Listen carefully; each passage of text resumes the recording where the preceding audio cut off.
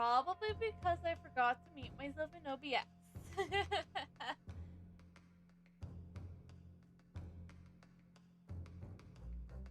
Wait, we finished this part, so... Hold on. Just a quick... just a quick spoon over Buncheek. He's so hungry, me. Sorry if you can't tell, this is Buncheek, favorite character. Actually, like, second favorite. But, you know, my favorite character is dead, so, you know, how's that gonna work? You gotta spoon over the second one, right? Second favorite.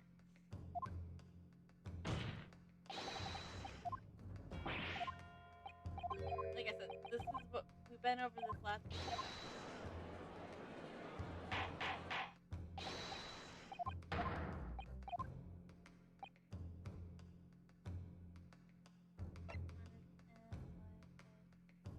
Take that!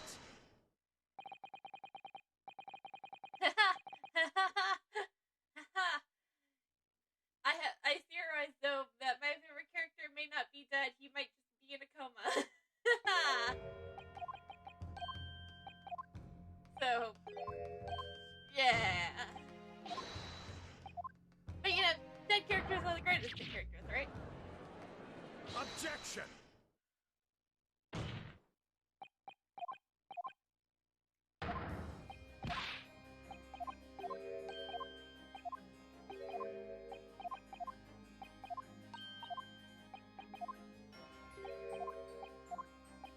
Apparently my autosave didn't kick. Because I'll tell you this much. I think I figured out why it's starting us here. Because when I opened the game, I was disconnected from the Steam. So the auto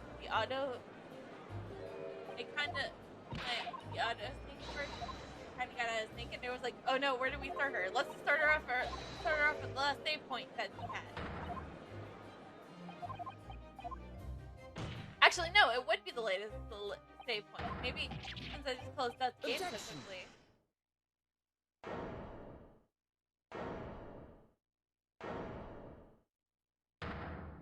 So yeah, this is like kind of like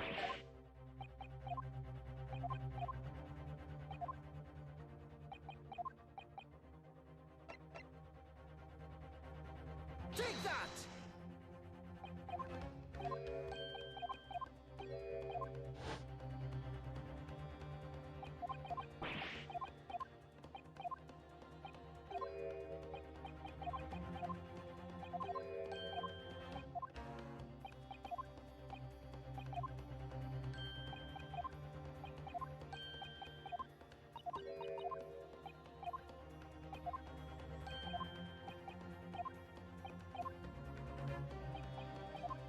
oh, I don't think we have to do some basement examination. That's good.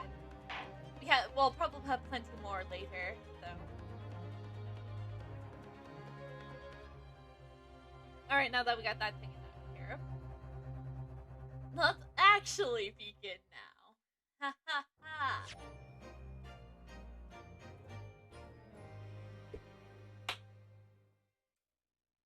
How spoiler do you want me to go?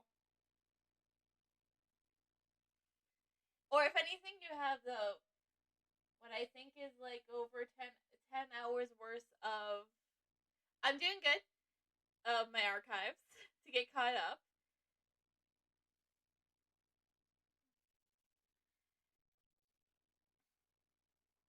Also, don't go to that link. I haven't updated it yet. If you plan to donate, I haven't updated anything yet because I've been too lazy to.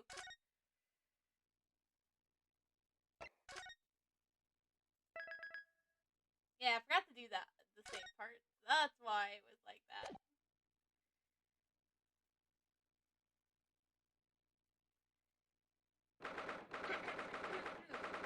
So I think I should start with, because this is the entire Chronicles, and I'm on the second game. So it all begins back in Avengers. Like I said, I also have every archive from the stream up. It's a good, like, probably at this point already 30 hours worth. Wait, I can just see how long I've been playing this game. It's got to be at least like 70, 80 hours worth of content. So, 75 hours worth of content. So, if you have 75 hours to kill, you can get up to speed. And this is only episode 2 of the second game. Oh, don't worry. I have, I think I have like 120 some hours in the Phoenix Wright trilogy. So basically, protagonist Renosuke Naruto defends himself in court, lets his friend Kazuma go to Great Britain for a civic tour. Kazuma takes Renosuke as a stowaway. Kazuma dies. Renosuke gets really upset. Renosuke decides to become a lawyer. They get to him and Sata Makoba, who is our assistant, who thanks for the follow, get to London, defend a man named Magnus McGill in court, having no idea what the actual case was actually about. Gets the not guilty verdict, become a full-fledged lawyer, Renosuke becomes a lawyer in the British law, immediately then gets another case for a guy named Sasuke Natsu, who, by the way, is the defendant also in this trial.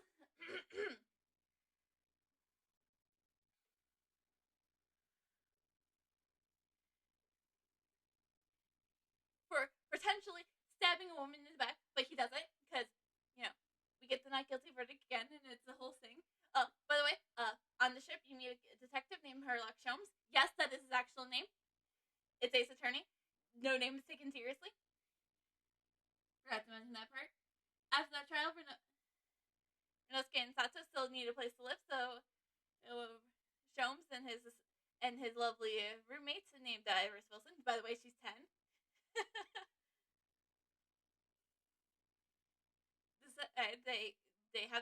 They could have the upstairs for Renosuke's lawyership.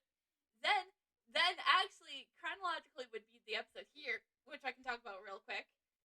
So Sasuke gets arrested on the suspect of attempted murder again. But he didn't actually do it. And that's what we're trying to figure out now, what actually fucking happened. So far what we learned so far is that apparently the lodgings which they live are cursed, and then there's this whole thing going on, and it'll be all explained in trial. I'm gonna quickly skip over this part because you'll learn about it as I play the game. And then, by the way, in episode 3 in the Renters Runaway Room, aka when you're defending Miss McGill, you meet the prosecutor, Lord Von G. You saw him, he's hot, and I love him.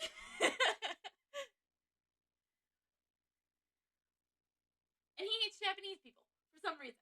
Well, he seems like he hates Japanese people, but Sholmes has revealed that he had a friend back in the day who was Japanese, and who knows what happened, because Sholmes cut himself off and won't explain anything, because it's the Great Ace Attorney Chronicles, and they don't give answers, and we probably will get a third game. Anyways, where was I? Oh, right. The Adventures in the Unspoken Story. Also during actually, at that point, the Adventures of the Unbreakable Story, Unspoken Story, probably be conserved for now, because I explained everything up to you need to know up until this point. Well, the basics.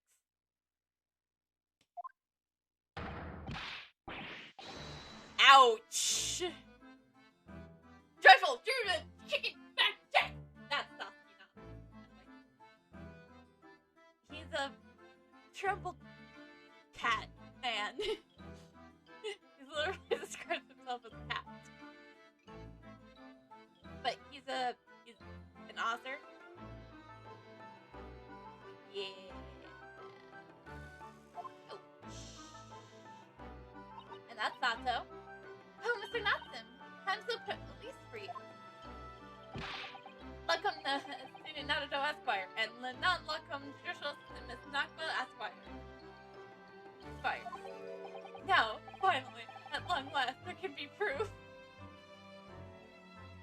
I don't know how much.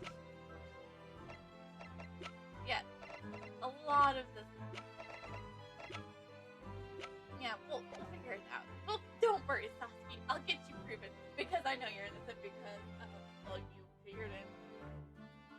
I guess I should quickly run over. I guess I do need to talk about it because then I have to talk about the adventures of the blossoming eternity. So, so unspoken story. Yeah, in Agnes Against Trial, you meet a character named Melodistry. She's a pickpocketer. She's a pickpocketer who's really reserved and everything, and she's kind of friends with Iris.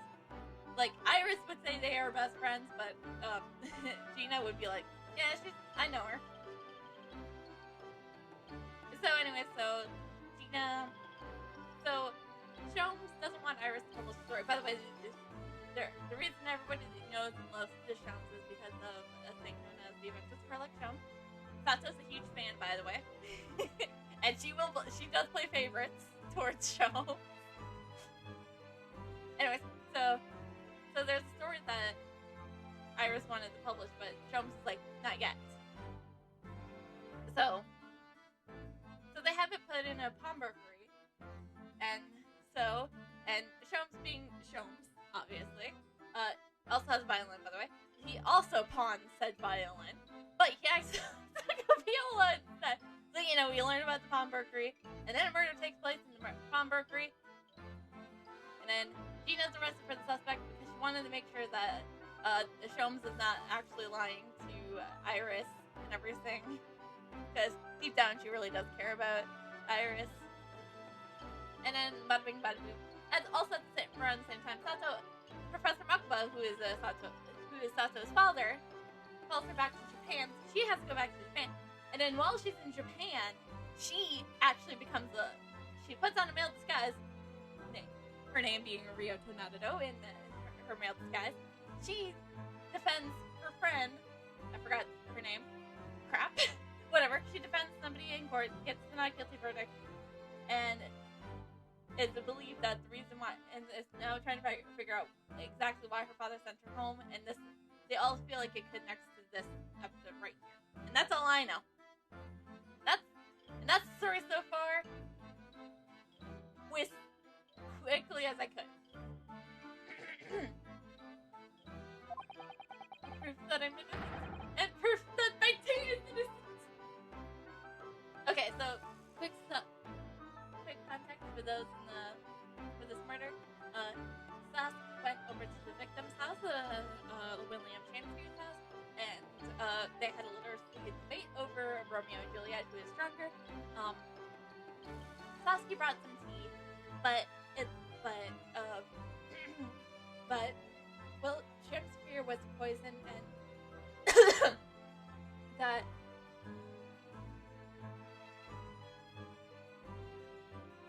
he has to save up 1.5 million channel tokens for that.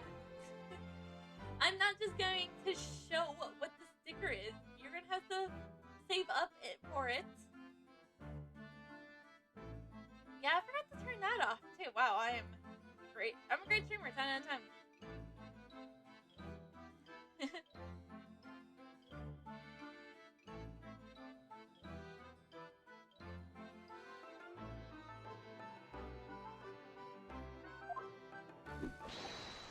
And this is Sholmes. And I'm glad I got him back into his normal outfit because he looks like a complete dork in his other one. He is a complete dork, but we love him. Thank you. This is my third favorite character. Like I said, my favorite character is kind of dead. Maybe knocked into a coma, but I don't know. I theorize he's knocked into a coma. I hope. Because it would be great to see him again. By the way, favorite character is Gotham. Oh, good morning, Miss. Herlock Sholmes! By the way, Sasuke thinks Herlock Sholmes is the arch rival because in both cases it was Sholmes got him arrested.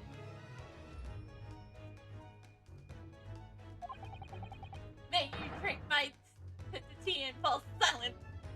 forever silent. I thought you said your tea wasn't poisonous, Dusky. And please, please, please. Shrooms is gonna get shot in 2 months. It's fun.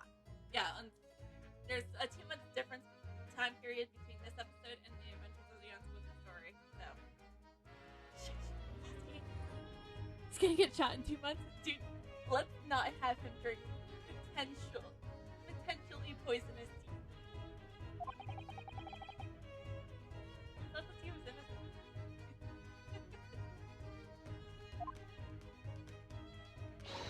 Oh, Mr. Schultz, he came! How wonderful! Oh, I tell you, we love Schultz. We love him. Everyone loves Schultz. He's our AIDS attorney section. Please, save your desertion. Now, I know what you're all thinking. Did you oversleep again? Good morning, he says. When is the only time for luncheon? You just woke up, didn't you, Schultz? Your scorn is written clearly across your face. Nobody said or saw anything of the sort. Truth is, I was determined that today would be the day. As sleep seduced me last night, I thought. Tomorrow, for once, I shall not oversleep. I will rise early, be present in court, to support my companions. Such spirit determination has a beauty all of its own, does it not? We're already like halfway through this trial of Jones. Oh, yes! See?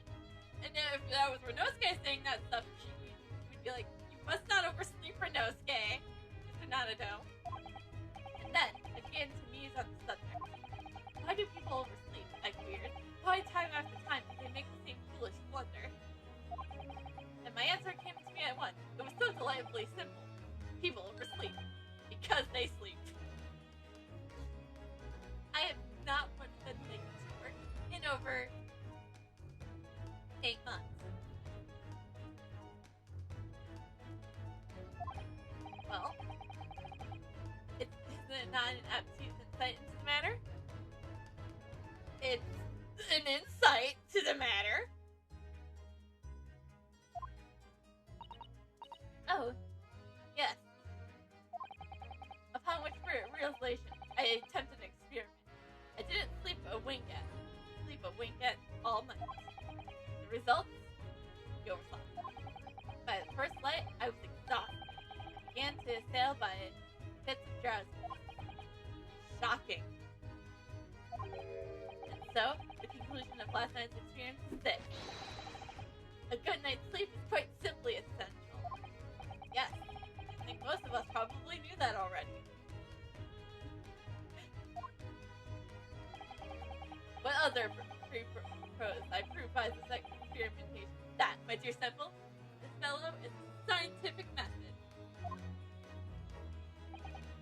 Yes, and one more thing. Do you remember this? Was it poison?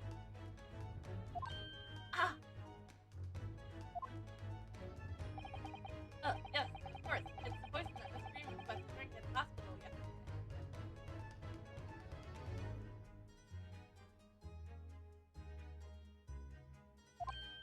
Oh, he didn't manage to. It was a laborious task, as the bottle was nearly empty. But in such inconveniences does not hinder show.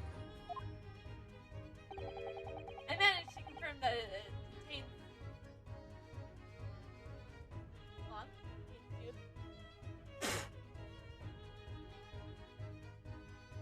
that was the poison that almost killed Shamsphere. Sorry, I had to do a quick thing. I thought it was important. No, my curtains are kind of wet. The pain. Oh well, they'll dry up. It was just water anyways. So I was right. Perhaps, though of course the circumstantial evidence does not prove my degree skill. I shall leave the bottle in your care. But licking the inside of the neck is not recommended. Why did you think you would do that?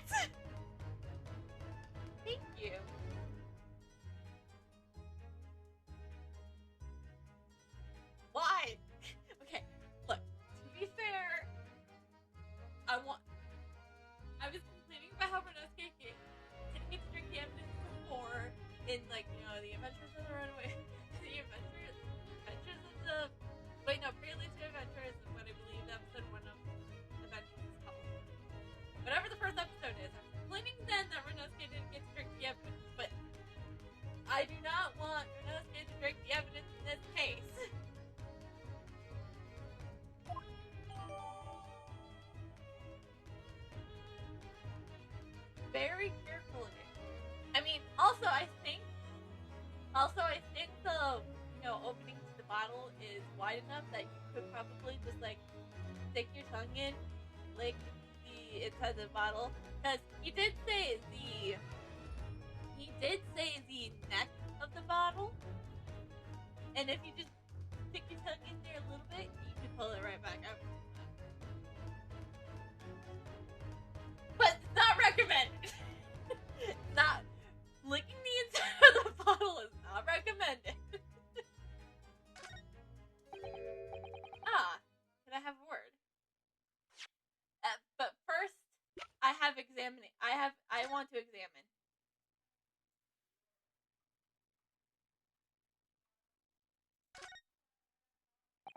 Because this is the poison we've been hearing so much about.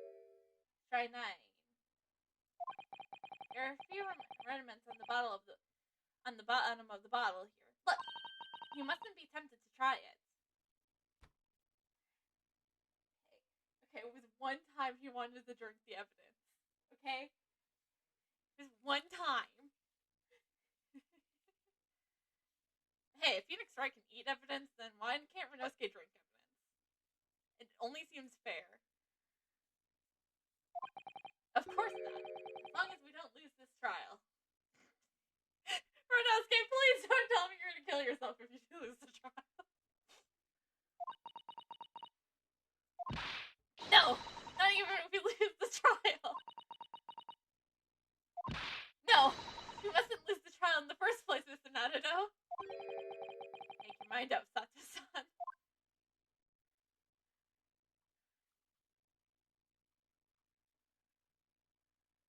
Okay, I think that's all we have.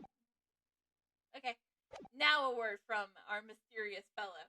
Can I have a word? Oh, it's Gregson. By the way, this is Gregson.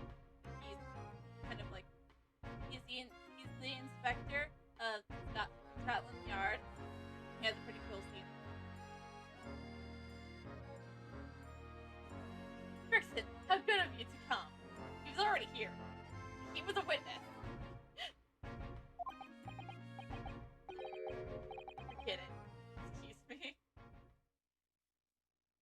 Shelmsy's scared. What a failing. Shelms? Maybe while we're in the courtroom, maybe you stay away. Give us what we need and leave. Wait a minute, Inspector. Good. He's got his carbs. I do not wish to make a nuisance of myself. Looking at your face, I'd say it's someone else who's making a nuisance of himself. Look at Rose. My dear Inspector, please speak freely. Pretend that I'm not here. Believe me, if I could do that, life would be a whole lot simpler for me.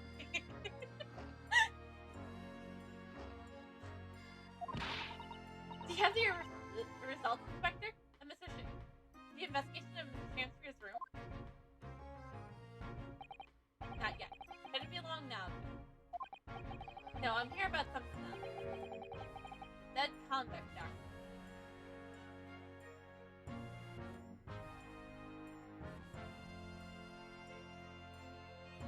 Who? Oh, you mean from this newspaper article that we discovered yesterday?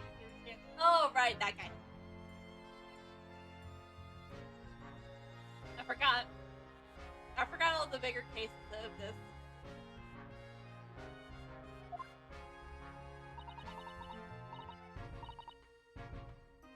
Hi. A man by the name of... yes, Silva. I went through the archives at the yard, dug out the fellow's file. There's something in there that...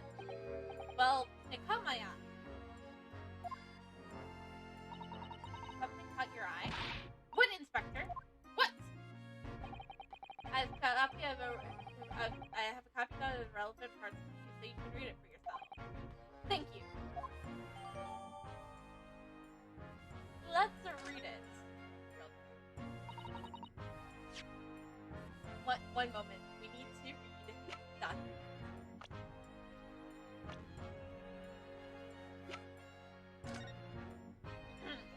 18 counts of burglary, 6 counts of suspected murder, die of natural causes whilst in prison. His final moments witnessed only by his family. The estimated 1,000 pounds worth of loot stolen remains unrecovered. Managed through his strange ways prisons announced the deaths of convict murderer and burglar Stanon by natural causes in the early hours of the morning. He has been suffering from the fever ever since the end of October. Alerted by the shouts of his fellow cellmate, medical staff arrived to find him already dead, before his capital punishment could be carried out. These documents include the details that were introduced to the found in certificates here. I'll rearrange everything in the court records so we don't have duplicate information. Why are you giving us a copy of this important file, though? Well, you're the ones who turned up the clue in the first place, aren't you? Yes, we are. Just making sure things get handled in the proper fashion. Oh, telling her the workings are so wonderful. Indeed, my dear fellows, and the inspector here is a shining diamond in its crown. I thought you guys were rivals. A shining diamond in the rough, maybe. Renos gave us the shitty comebacks this time. Look, I just don't want to be beholden to a lawyer, that's all.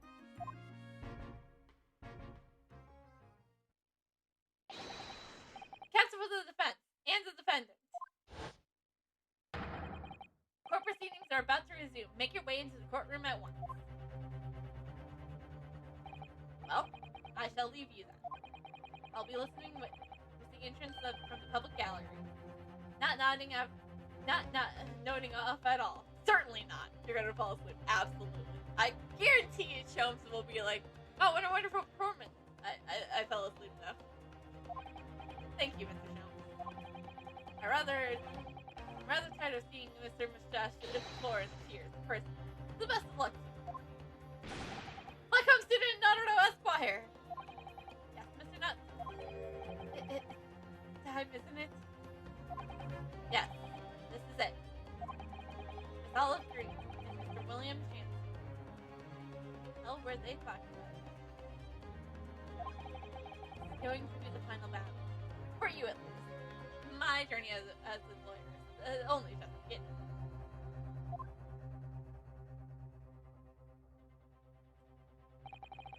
I won't really have safe Satsuki until I've exposed the whole truth of everything that's been going on. But it's all coming to a head. Do it, Renosuke.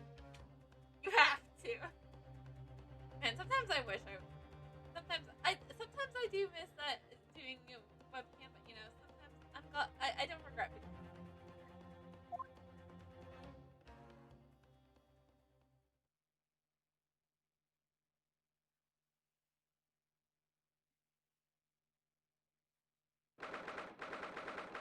February, 12:30 p.m. Bill Bailey.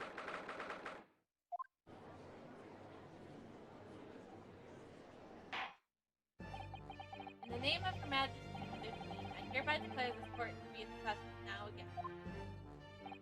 Before the recess, we heard the most startling accusation namely that the victim of the case occurred only a few days ago.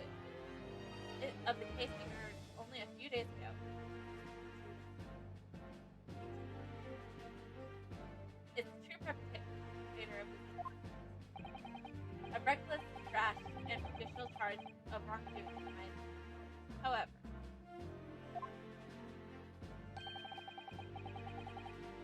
the prosecution has tried to extend every courtesy to the amateur newcomer from the dubious Eastern Shore.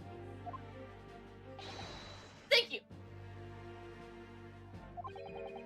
for that backhanded consideration. A rather cold assessment from the Honorable British Prosecutor, let's say. So, Lord Von is the new witness present and ready to take the stand.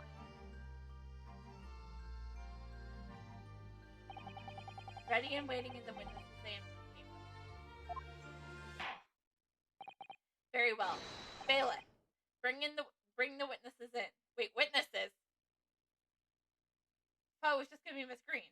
Oh, I guess it's in Transphere, but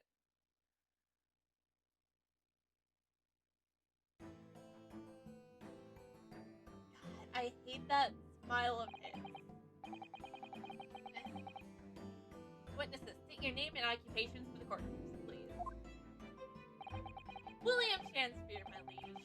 For my occupation, I can say only that I am a tragic victim to be pitied. Yeah, I do tend to go over the top with Transphere because currently unemployed. It's I'm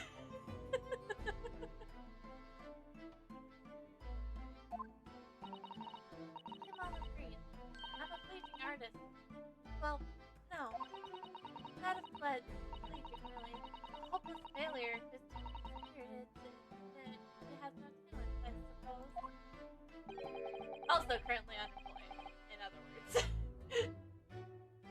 Gosh, getting straight to the point, Monty. What a occurrence. Mr. Shamsphere? My lord, I am thy humble servant.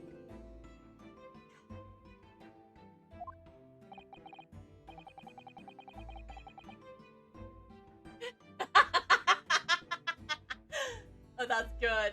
Ooh, that's good. He was sweating bullets earlier, but he seems to have stopped some of that sweat.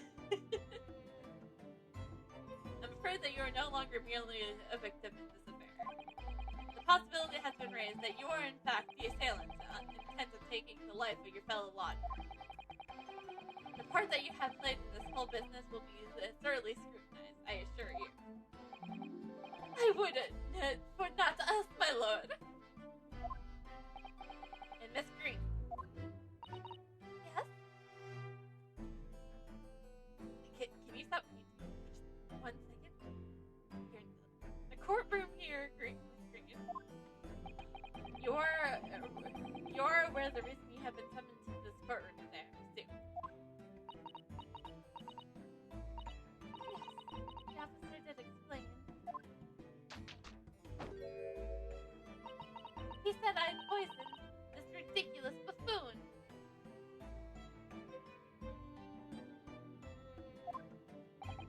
And do you accept the charge? I don't know anything about any poisoning. Okay, so a little backstory for those who haven't. To refresh her, Miss Green was the victim of Miss Olive Green was the victim of Sasuke's first time in court. She was stabbed in the back, but didn't die and only got knocked into a coma for a few days. So during that time, maybe she tried to poison. Who knows? Anyways, so that's her backstory. About this man. Why did I see you talking with him yesterday when I went to visit you? Come, lady, die to live.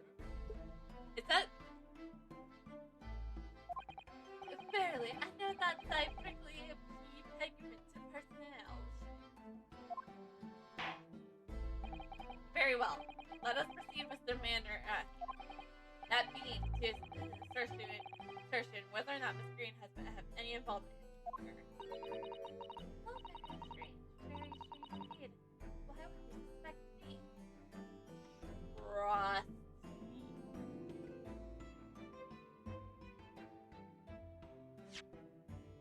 Because of this lad. This lad right here. Your boyfriend?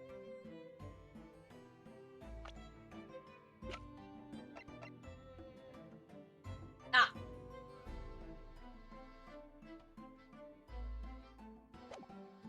No. I really haven't done anything. It so happens I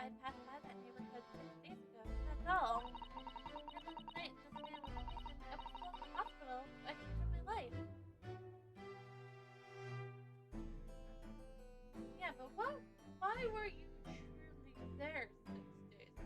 Actually, I think I remember the answer, but was it truly just that answer?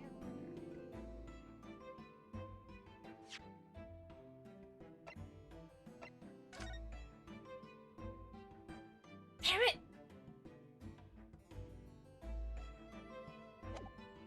She was stabbed on the other. She was hit by the other side of the. Yes, having been unfortunately caught up in the incident on the street outside of Miguel Pass.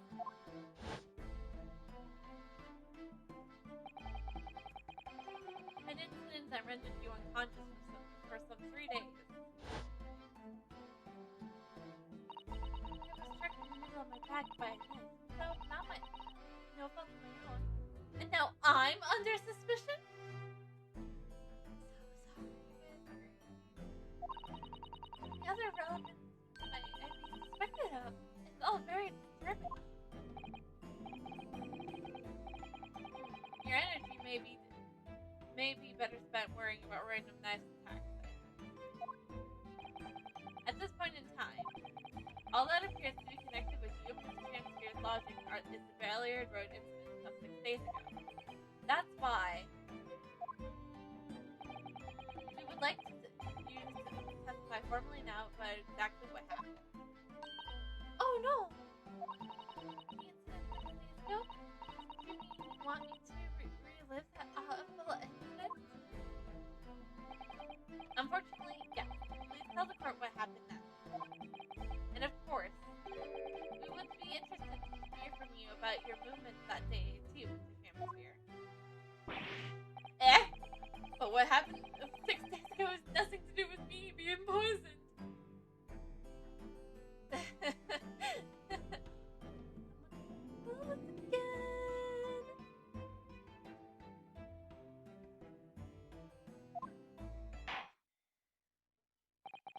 Let us proceed then.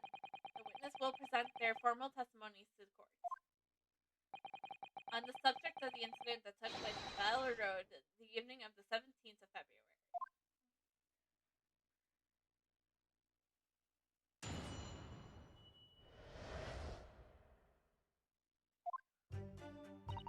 It was 6 days ago, about 10 p.m. I was walking along in the snow when I was suddenly stabbed in the back.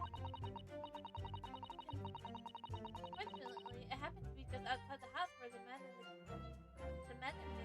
have their lodging.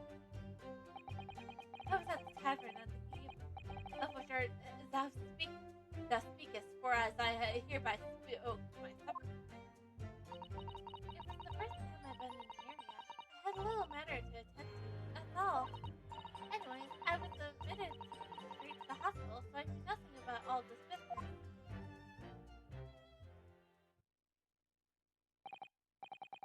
Yes, a second incident inside a week that what I believe to be duly described as the haunted lodge. One can only presume that this is a matter of unfortunate coincidence. Meanwhile, you say you were not in your room. It was the following morning when I did awaken that I learned of the dire event. Mary, what a commotion did the officer of the law make on the floor above mine? When Task was arrested on the suspect of attempted murder for the first time.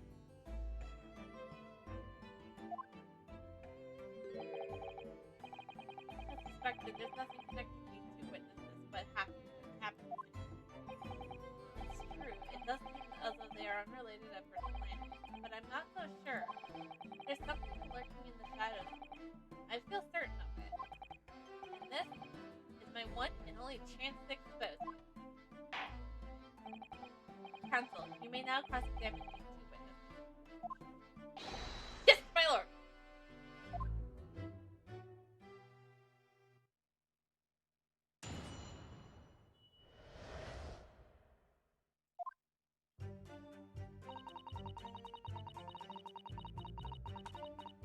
Hold it! Well, I'm well acquainted with the case. I'm sorry you had to go through that. It was awful. I can't believe I was unconscious for so long. When I woke up to find that resolved already. Perhaps it wouldn't help you to consider it a bad dream that ended your awakening, and now should be forgotten. Yes, I suppose. But before you do put that completely behind you, I need you to remember the details one last time. You must tell the court exactly what happened that day, for us to arrive at the truth about this new case. The trouble is, there's nothing to tell, really. We're just walking along the pavement.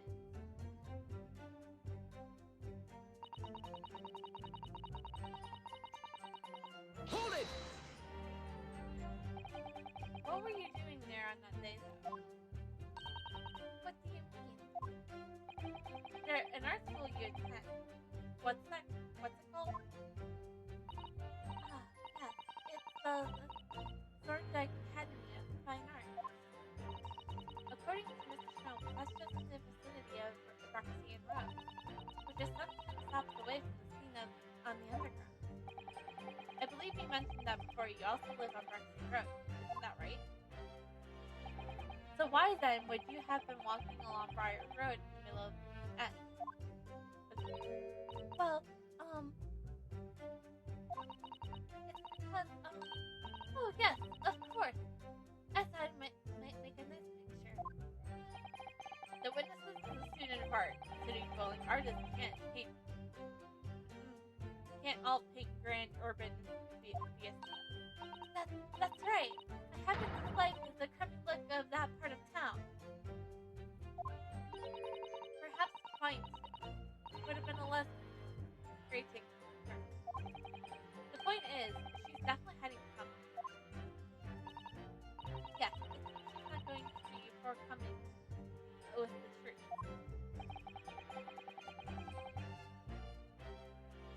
She's trying to hide why she was there that evening. It must be there's a reason for her not us wanting to know. That's the key to this. And you, Mr. Shamspeare, on the evening of the incident 6 days ago, would you tell the court what exactly you were doing?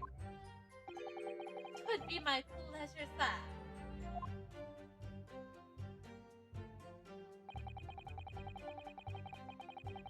Hold it! At a tavern, you say? Which one? 'Twas the Slug and Salad where I do tire. 'Tis the Jewel in the East End.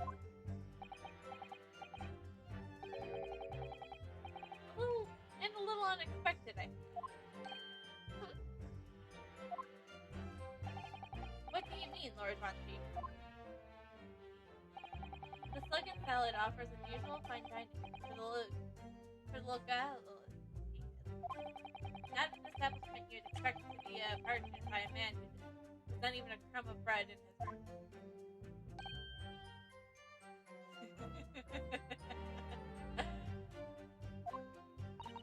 It's true. The menu lists premium crust of bread and glass of water in different levels of body. I would have suspected the grubbery and the look of citizenry to be more appropriate for your meetings. When she roasts the shit out of the victim.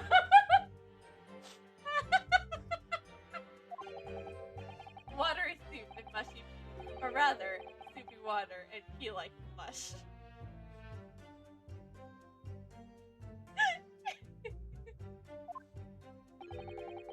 All equally, I just wanted to try some water in a different pub for once. What's wrong with that? My poor bullet. How different can water really be? Well, here's the thing for this game. There is filtered water, there's purified water, there's filtered water. There's lots of different types of water, but at the end of the day, it's all water. Look at it.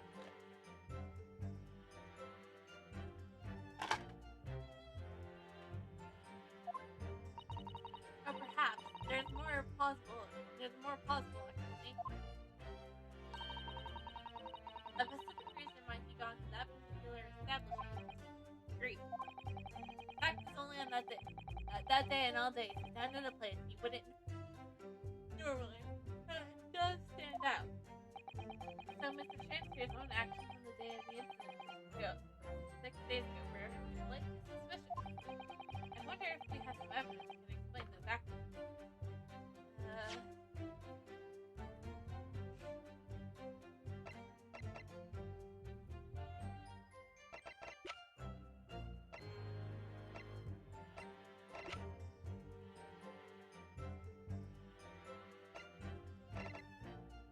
We don't have that evidence yet.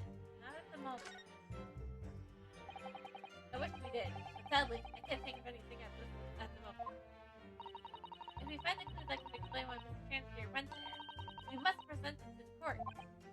Yes, absolutely. We don't yet. And that's on this matter, Council. I would ask Miss Green to retaliate her next statement.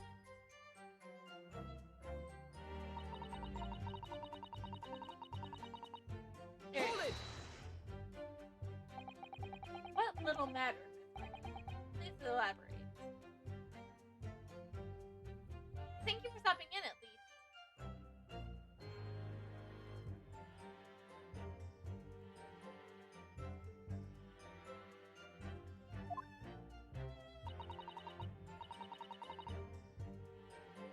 Oh, first of all, like, I don't really have a setting for that. But you get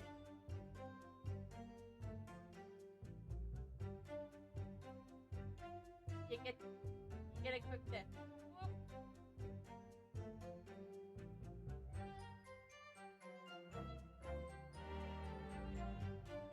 Right.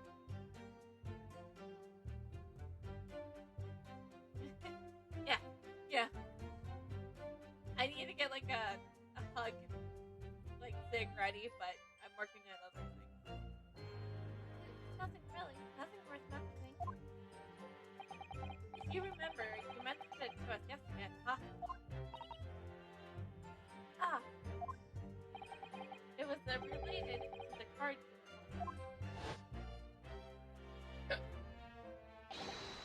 Miss Green. Oh yeah, by the way, yesterday she tried to poison herself. She tried to kill herself. She tried to commit suicide.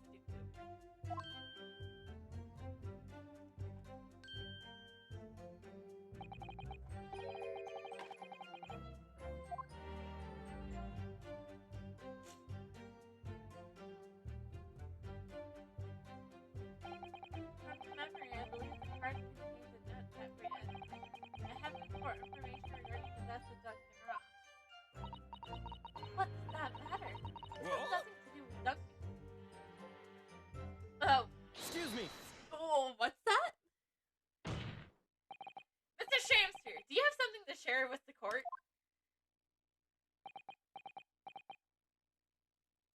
To be or not to be? That is the question.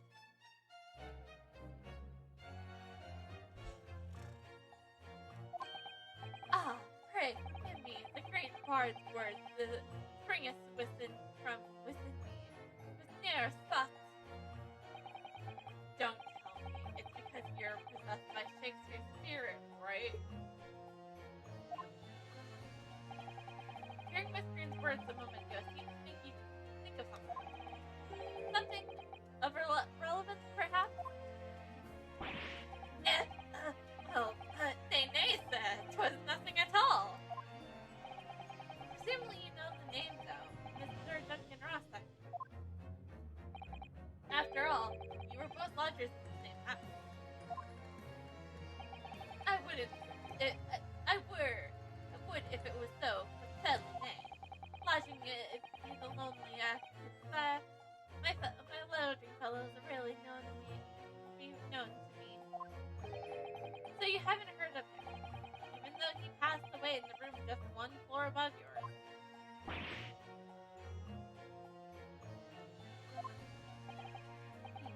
Miss Green. Miller, have I done something wrong? That card was mentioned before, containing a note. Do you have it upon your person? I do, yes, but I don't need it anymore. In fact, I should throw it away, really.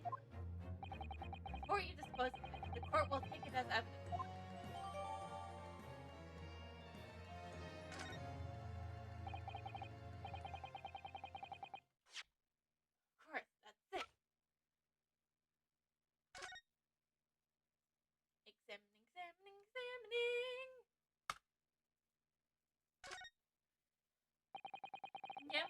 ripped over rather carelessly, hasn't it? His screen strikes me as the type to open and corresponding more neatly than that. Ah! What is it? The way the envelope is torn. I'm almost sure I've seen that exact same shape somewhere else. Oh, you don't mean... Were you thinking of that piece of evidence, Mr. Nadaba? Exactly. That's it. Try to match them up.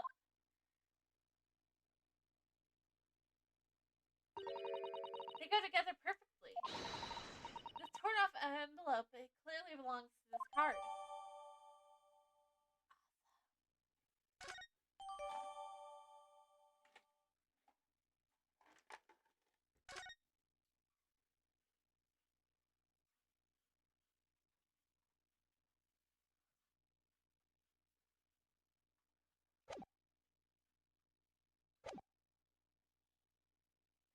What links Mr. Chancery in the screen? It's Duncan Ross. I swear to God, if we are trapped in another circus, okay, it's not a circus because we're dealing with a dead guy, an artist, a up and coming artist, and a failed actor. That's not really a circus love triangle. That's just a what the hell love triangle. Now, continue with your testimony for the stream.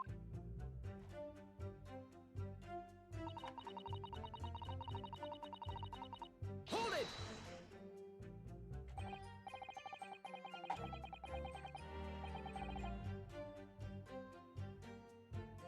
Now, did you regain consciousness until the... Yes, you didn't regain consciousness until the day after the trial, didn't you? In the early hours. Exactly, so how could I have done anything to do with it? And yet, you still pull me in here to this court, honestly. So at the time the poison this was unconscious and possible then.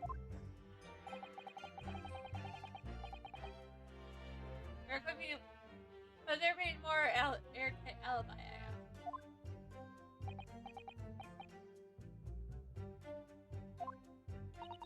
And yet, in the spite of that, you claimed that I was the culprit.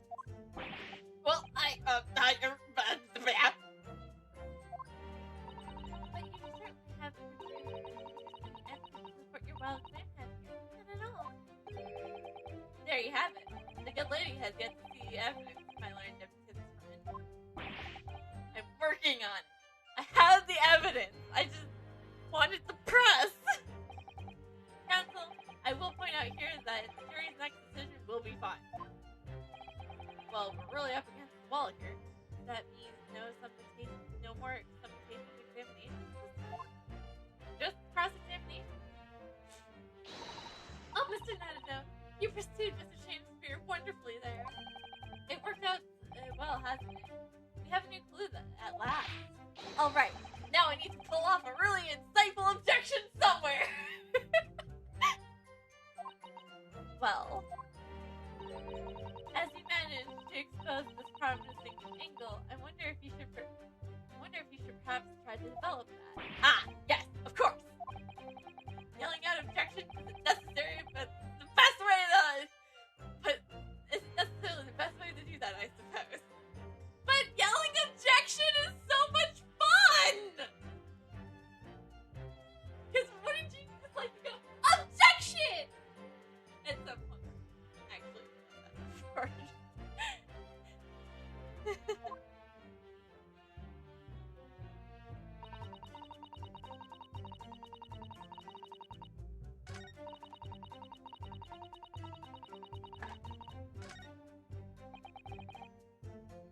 Hold it!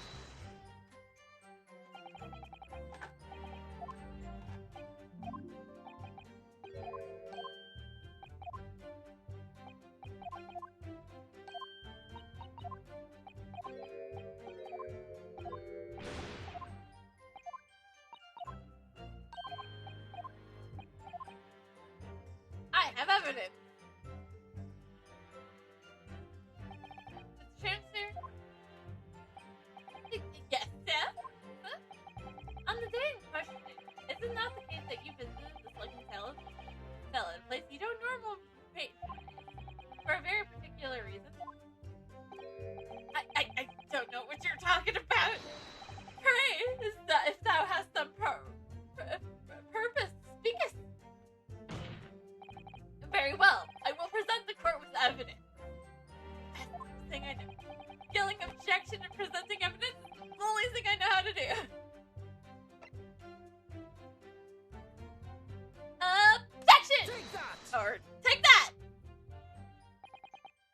believe this torn off piece of envelope reveals the answer.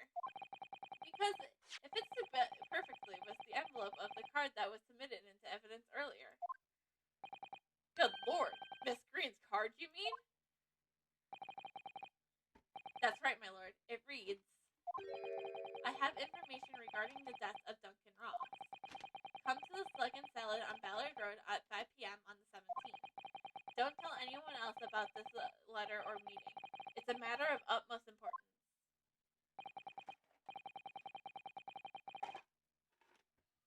Mr. Shamsteer, your actions on the afternoon of the Miss Green stabbing are exactly described in this note.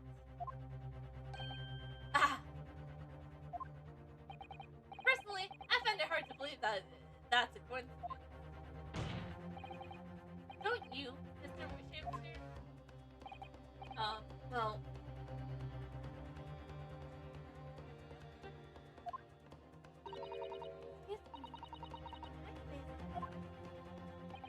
Yes, Miss Green? That card was delivered to me. It doesn't have anything to do with this odd man, does it? Then why was the torn up envelope found in his lodging? Oh man, it's fun. Well, if you think so, yes, but it's hard to believe that it's merely... Oh Lord, may I? May you what, Miss Green? I'd like to make something very clear about that card. Very well, then. You may amend your testimony. Include details about the particular note.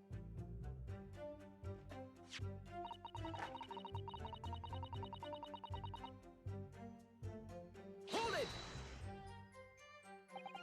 I think you said that you received it the day before the incident, didn't you?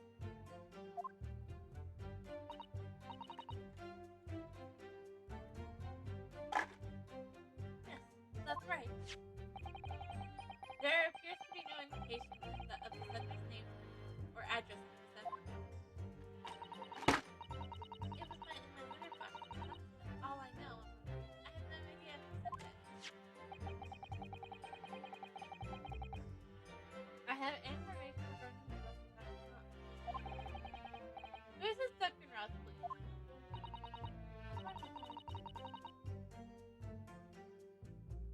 This is the same article as I do.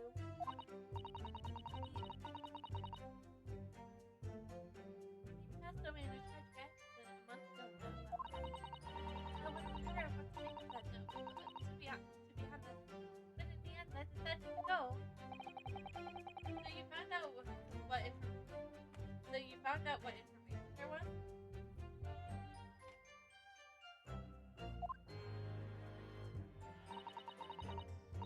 Poor Duncan. I'm thinking straight. Oh, I've been thinking gaily this whole time. Whoops. While Sandra was there, she was stabbed in the back. As my learned friend hopefully remembers. Ah, yes, of course. She never made it to the meeting.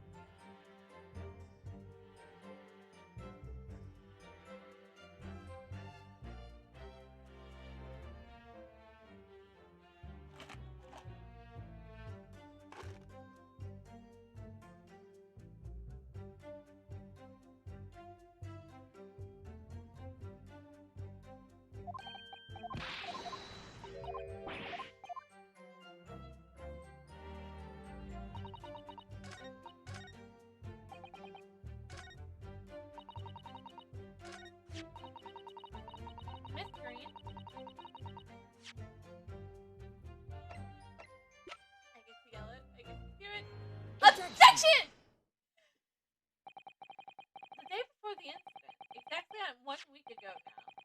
This note was delivered to your address, and upon carrying out instructions in the note, you found yourself in the hospital?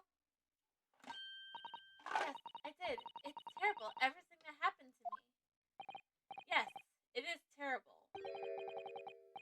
It's all true, then. What do you mean? Miss Green, have a look at this, please. The torn off end of an envelope. Oh, is it? And it so happens to fit together perfectly with the envelope of the note you received.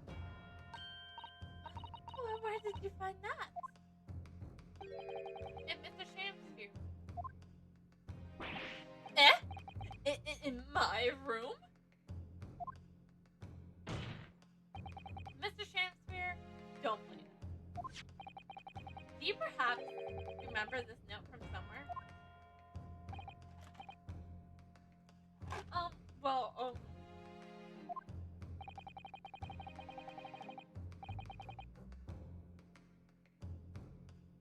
your actions that afternoon follow the instructions in the note to the left.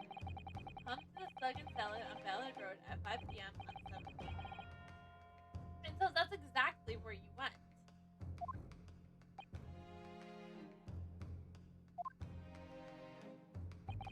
Let me ask you again, Mr. Shamsphere. You already knew about this note, didn't you? And you, Miss Green. What did I do? As the turn-off end of the envelope proved, the note was originally in Mr. Shamsphere's room. So how is it that it came to be in your possession? I do not have much of an idea. I'm just a bleaching artist after all. There's only one explanation. You broke into Mr. Shamsphere's room and stole it.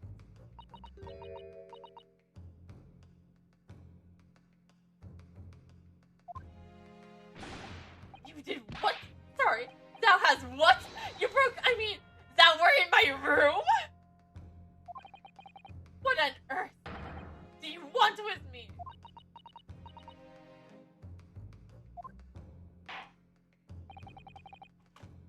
It would seem that both witnesses need to testify again.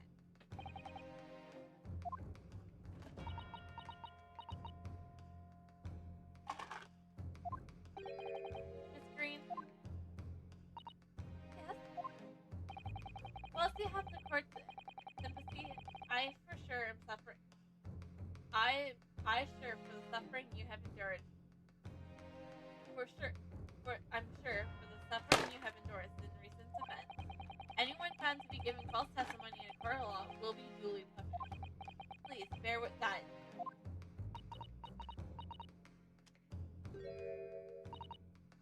Yes.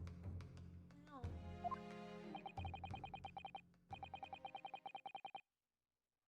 Very well then.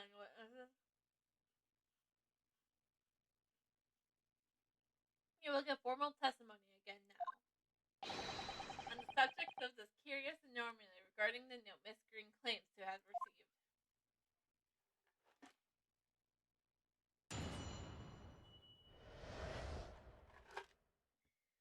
The anomaly of the note. I do remember. It was a week ago, pre-adventure, that the note was delivered unto me. On the day written in here, I tallied a long hour at the Slug and Salad, yet nobody came. Thereafter, in the evening, I shall air company of the Japanese fellow, and I did see the note has vanished. I don't know what you mean. You think I snuck into this man's room, do you? Why would I? I can point out the villain here, and as far as that torn off piece of the envelope, I don't know anything about it.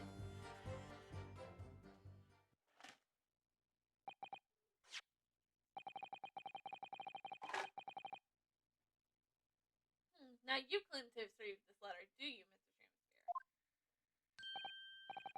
It is so, my lord. And I would swear to heaven upon the table in my humble lodging.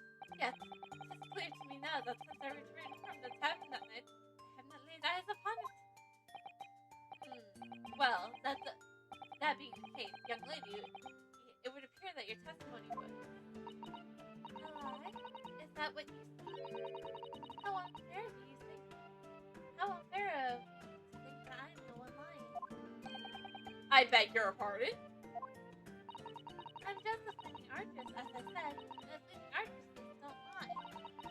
That note was delivered to me at my address. Besides, we all know who's the liar around here is. If that's true, Miss Green, how do you explain the fact? This part of the envelope was without question found in Mr. Cranston's room. I don't see why I should explain it. Sorry? I'm a fleeting artist. My job here is just to say what happened. That's all. Your job is to give the explanation and proof. You, the fleeting lawyer. I did not just get dissed by Miss Green. Guys, she just dissed me. Sure, I've only been three trials. And one of them I had no idea what was going on.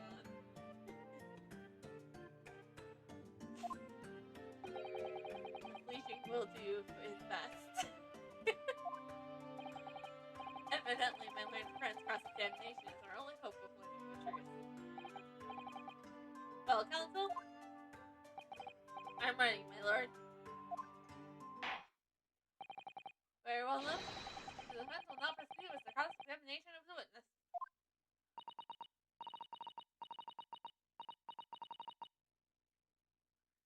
Miss Green clearly did break into Mr. Chancellor's room. There can be no question of that. And that's how she acquired that note. Yes, two facts are starting to lead to me a possible explanation for all of this. And it's not a pretty one. No, sir.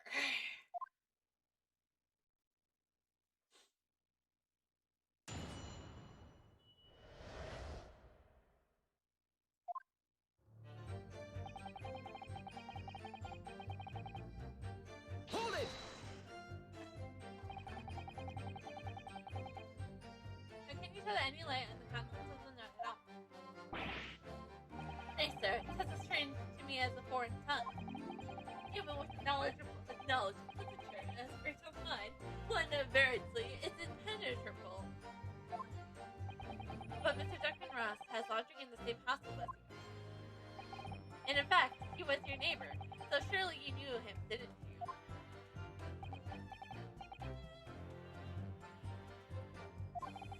Alack, if there was choice betwixt I knew him and I knew not, then 'twas foreboding I forced to declare that we were somewhat small mere acquaintances. Despite your claims, though, you followed the note's instruction and went to the Slug and Salad. Presumably that had nothing to do with your knowledge of literature. Merely not to would have done me saved for the lure of curiosity. So 'tis true I was compelled by my own eager heart to betake myself to the tavern. I guess before we continue, I need more water. So, be right back.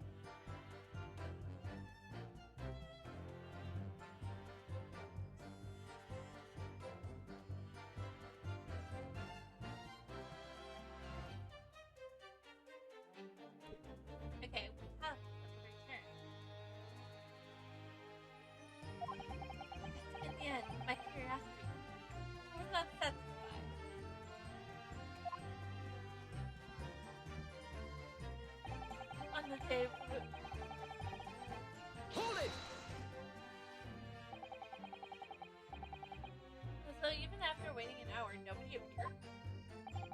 Well, yes, just as I was saying. Really? You paused for a moment before you answered. In truth, when thou wert asked whether nobody appeared, I did suddenly recall. Really? Do you mean to tell the court that somebody did appear after all? I was not alone that night, slug in style as my lord, but no, 'tis returning to me now. I did treat my lips to the almost clear water, and my innards to a premium crusty beer red. And all around me danced the great many companions. What do you mean? Why, sir?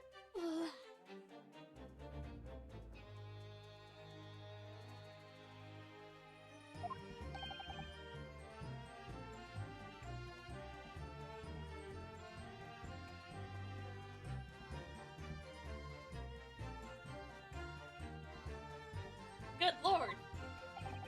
In the matter of be puzzled, what was there?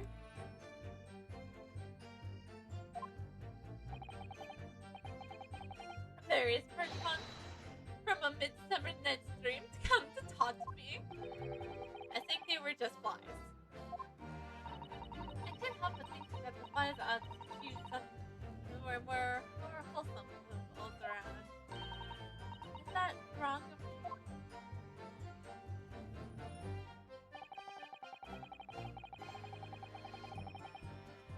Hold it! When exactly did you notice that it had gone missing? Such idle stuff. No, I'm busy with greater ideas. In other words, you didn't. Several days passed between your outing into the tavern and Mr. Nutme's visit. Yes, it would appear that the note disappeared sometime in that such idle thoughts near accompanied my mind. I am busy with greater ideas. And yet during that time, Miss Green was in a comatose in the hospital. Now, clearly then, she could not have been feeling stupid. Ah, yes. Yes, of course. It's all some sort of misunderstanding. Mr. Prosecutor, sir. I don't know. You have so far failed to give a satisfying explanation of how you came by the note. Ah, yes. Ha! We're to the point where the witness, not even the witnesses, can have faith in the prosecution. Woo! Or the prosecution has no faith in their witness. Actually, technically, this is my witness. Miss Green is our witness, so.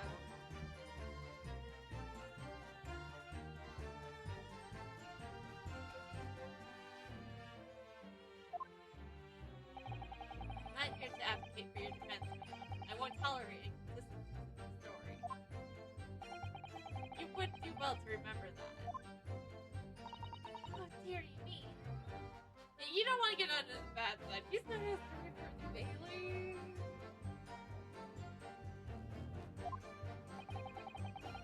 What Lord's Bounty getting at? I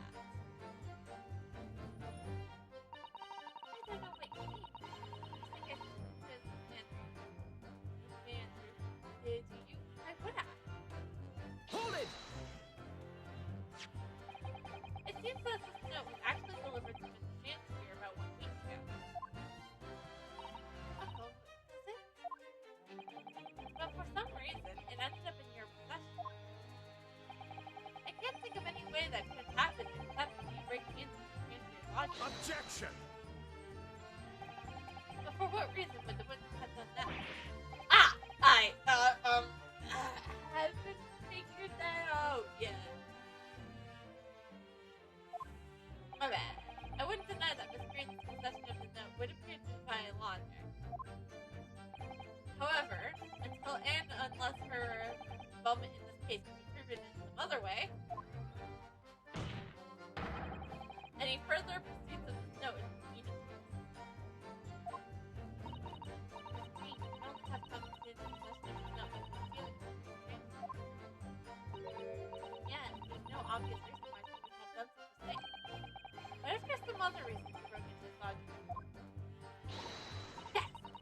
should pursue that idea, Mr. Nanado. We're so close to deal. We're so close to a breakthrough. He's sweating a bit.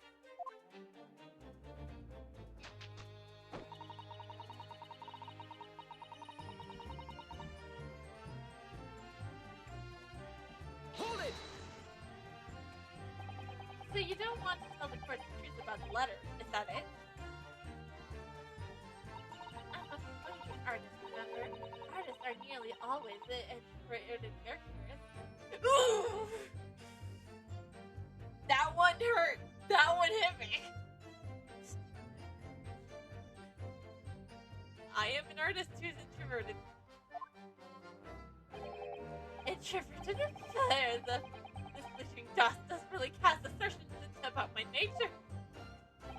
Yes, I am an angel, a seraph. Birds do harmonize with my song, and the wind does flock with my wings. Oh, pity wert thou accuse one that's so pure of heart, apple woman.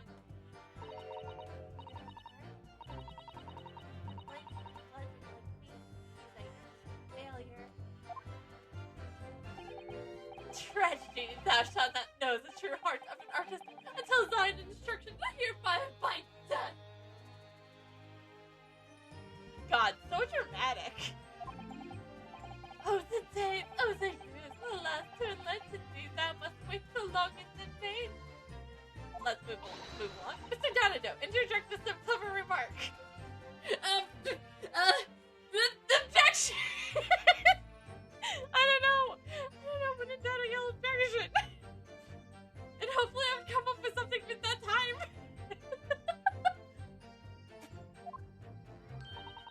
This is your chance to shine. I'm no Shakespearean actor, Miss Sato. No, as far as I can tell, the only thing that's going to resolve this argument is evidence. Yes! It's clear that Miss Green did in fact break into Miss Tram's room. And that's where she found this letter. Yes, two more or less foregone conclusions that led me to one terrifying conclusion. Terrifying? Yes, I'm afraid to say that the outcome of this cross-examination very well change how we look at this case completely.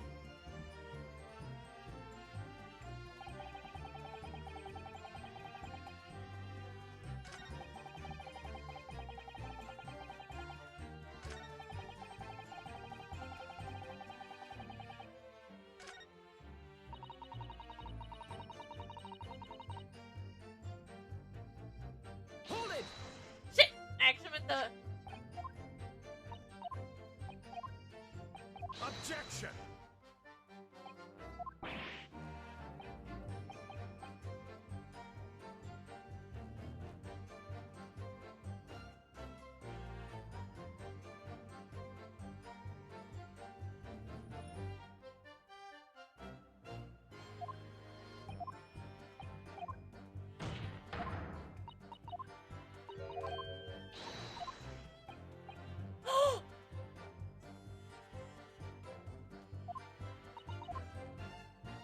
I have an idea.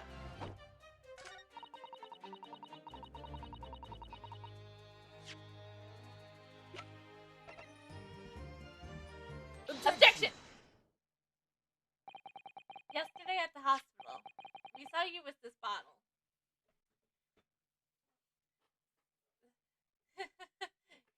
Let's ignore the conversation Sato and I had about this bottle before we talk to you. And though the contents split during the course of our meeting, a small quantity remained. According to the defense's independent analysis, Mrs. Jones kind of sure said.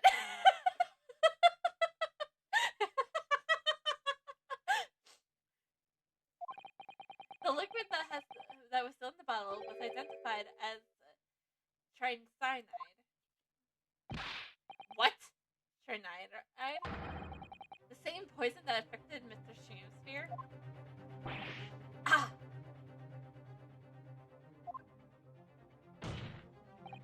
Miss Green, you broke into this man's lodging. one reason, and one reason alone. To cover the end of the pipe that feeds the gas lamp into the transfer room with poison.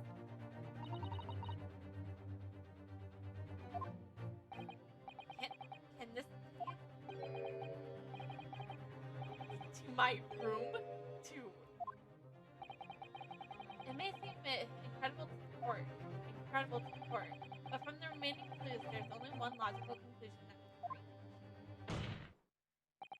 The person who attempted to take Mr. Shramsker's life was poisoned. Was you, Miss Olive Green. Oh dear, oh dearie. Me?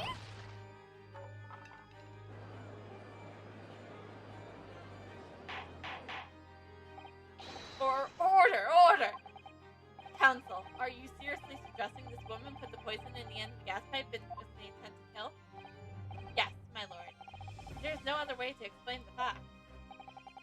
Miss Green did indeed set orders to trap 6 days ago. The victim had put his mouth to the pipe the very evening as expected. The attempted murder would have happened 6 days ago, surely. Well, that's a very good point. Perhaps not, my lord. I beg your pardon? There was a significant police presence in the area in the evening on the intent of the incident of Valley Road. Local residents were being interviewed throughout the night as a part of an ongoing inquiry. Circumstances criminal would have likely have chosen not to carry out any wrongdoing at the time. Lord, what cheek. Of course, the following morning there was more activity at Mr. Shramsker's address. More activity? Yes! You mean his fellow lodger, Mr. Nazi, being arrested on the suspect with suspicion of murder? That's right. And the defense has already proposed that Shramsker was meddling with the gas pipes in the gas pipes for a sinister reason himself. To cause the gas stove in Mr. Nazi's room to go out, thereby accessorating the act. But once Mr. Nazi has been arrested, his room was under constant surveillance by the police. In circumstances, Mr. Shramsker had no reason to blow air into the gas pipe. His intended victim being in a prison cell. With the need to tamper the gas removed, the poison on the pipe lay dormant. And then, 3 days ago now, the situation changed again. Right! Mr. Natson's trial, which took place here at the Old Bailey, came to an end. The trial in which the man studied accused, stabbing Miss Green in the back, was duly acquitted. The result of Mr. Natson returning to his lodging for the first time in 2 days. And that very night, his gas stove mysteriously went out, and Mr. Shramsker was mysteriously poisoned.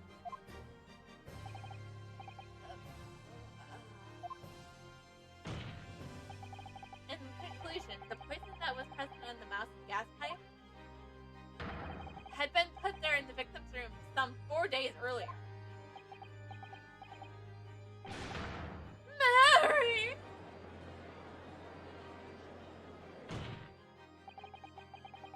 With a new understanding, it becomes clear that this letter was all part of the plan.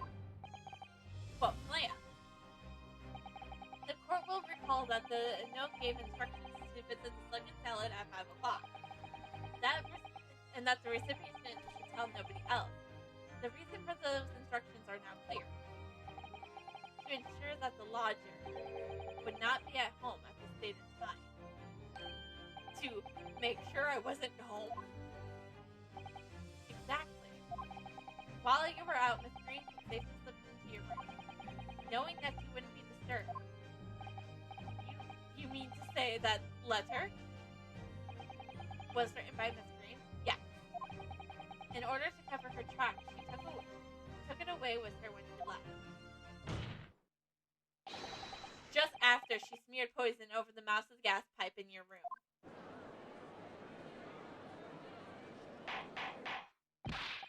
Order! What do you have to say for yourself, witness?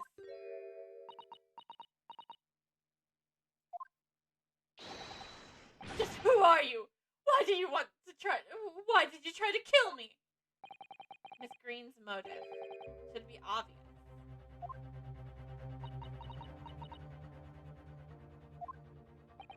It's all tied up with somebody else, someone we've heard several times already during the course of this trial. So, that's what the panel is. You shall share your apparent understanding with the court or counsel, please, counsel. Which person is behind this woman's motive for the attack of the victim's life? Take that! Duncan Ross. That's right. Before the defendant, Mr. Knudsen, took upon residence and launching of the guild, somebody else was renting the room. Mr. Duncan Ross. I knew I'd heard that name somewhere else. It was all over the papers a month ago. When the man died in a strange circumstances at the haunted mansion. That does ring a vague. Ah, of course, yes, I remember now. The young man they claimed was strangled by the convict's curse or some such. Sadly, my lord, it wasn't a curse of any kind, nor was it an accident.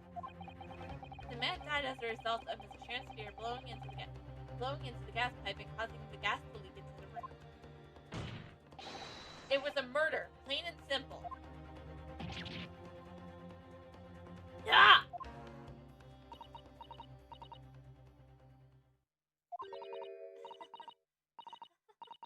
Well, what do you know? The world is so unfair. Curses, curious death, that's all people care about. If it's an interesting story they want to know, doesn't it cross their mind that real people are involved? And once they're aboard, just 1 month later, once the story lost the killed, everyone's forgotten him. You mean you. Duncan was. Mr. Ross, Miss Green's fiance. Fiance? You just ruined love, Shamspeare. You ruined fucking love. It wasn't a love triangle. We're not trapped in a love triangle. You killed love, Mr. Shamspeare. You may not have known it until now who Miss Green really is, Mr. Shamspeare.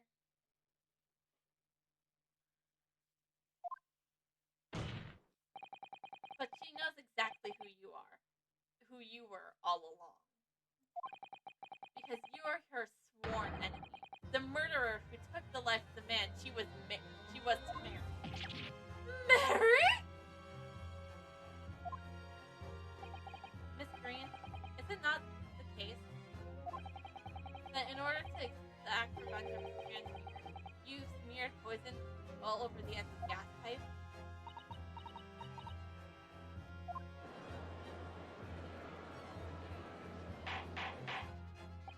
This is all quite extraordinary. Am I correct in my understanding that you now accuse both parties, counsel? Each of different counts of murder?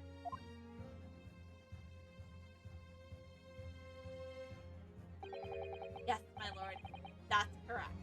Objection! And feeling so deeply, it would appear my pledge and learned French has taken a lungful of dubious gas that's causing the judgment to be clouded. What?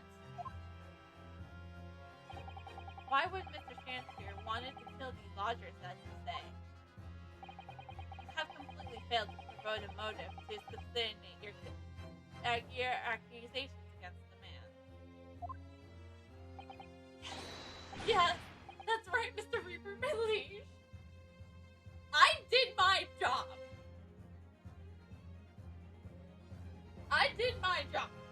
I proved who was trying to kill Shamspeare. And it was not Saskia Natsu. I did my part. you do pray, forgive me as I bleed, as I take my not guilty verdict. I haven't been like, 'tis lies, all lies. I deny objection. Forgive me, Mr. Notidos, sir. But I don't intend to admit anything either. Miss Green. Very closely, very rude, but I'm not gonna be sent to gallows for the likes of the scoundrel. Objection! But you broke into the man's room. If you didn't smear the poison on the pipe, what was your reason?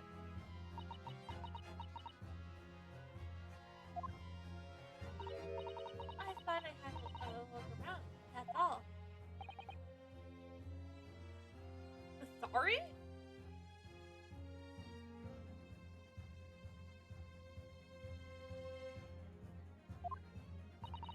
You're right. I suspected him. So I thought perhaps I'd find some evidence or something in his room. Evidence that was him who took Duncan's life. Oh, violence, oh, villainy, eternity, oh, what? Ruinative woman. But in any case, what as I leave my room, I do return the key. I do turn the key, the lock.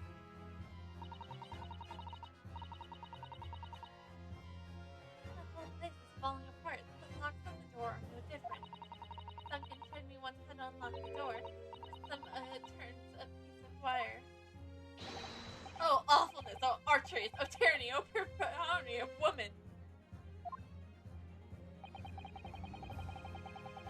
Well, consider your trespassing on some future occasion. For now, tell the court what you found. What evidence did your search reveal? Well, I spotted the note that I sent him lying on the floor. When I went to pick it up, I noticed something. One of the floorboards was loose, and underneath it, I discovered a secret hiding place. Eh? There was definitely something in that box.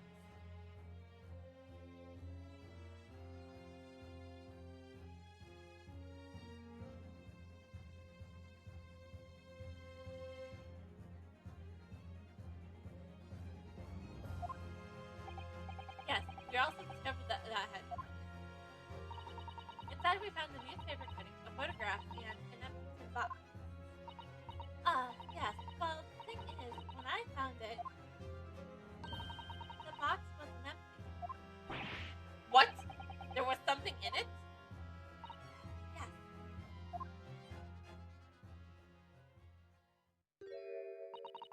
This rather nice key.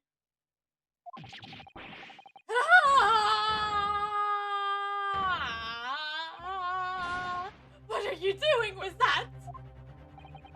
What the? Every ounce of color has drained from his face. Give it here! Give it to me now!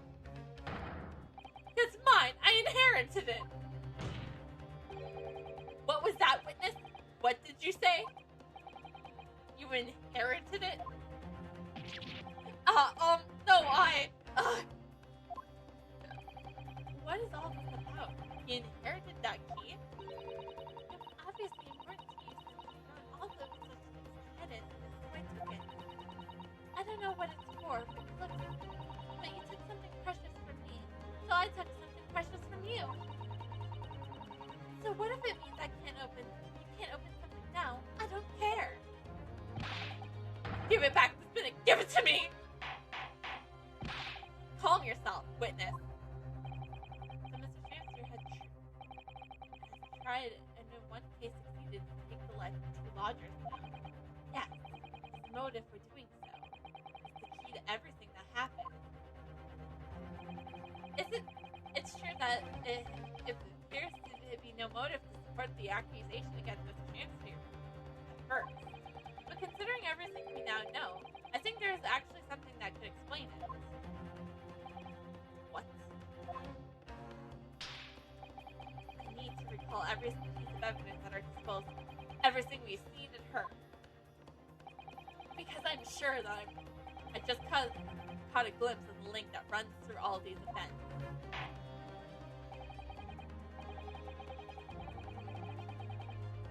In that case, counsel, I must demand that you present evidence to court in support of your claim. What is it that you think can explain the motivation for Mr. Shanspeare's alleged crimes?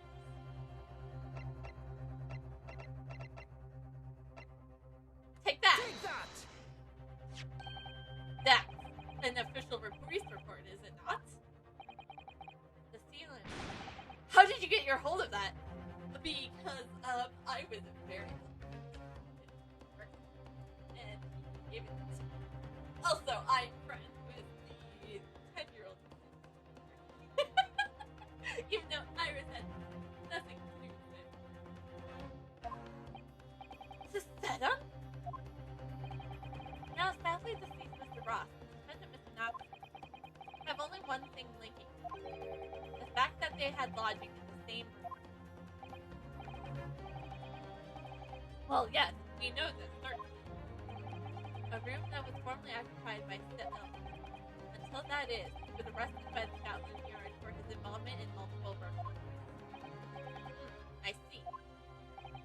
And it so happens that the convict Seddon left behind one substantial mystery when he died. That's some 1,000 pounds worth of loot that he stole, which is as of yet remains to be found. Ah, yes, of course. It's coming back to me now. It's certain in his files here. 1,000 pounds lost en route to hell. That was how the paper summed it up. It seems that one particular fellow inmate was the convict of it in his final moments. It was not hard to imagine Seldon entrusting the inmate with his most closely guarded secret, the location of the stolen loot, and perhaps a key to unlock whatever container of the valuables were in. Ah, you mean this key is... Mr. Shanspeare, it was you, wasn't it? You were at the capital offender's side when he died, were you not? What are you talking about? This false charge, I tell you, a false charge! The name of the inmate who is with the Southern at his death isn't noted in his file. But a simple telegram to the prison where he died would quickly tell us how false the charge really is. But even if that's true, why would the man be so intent on killing every subsequent occupant of the convict's lodging? There's only one explanation for that, my lord. It was in that very room that Seldon hid his loot.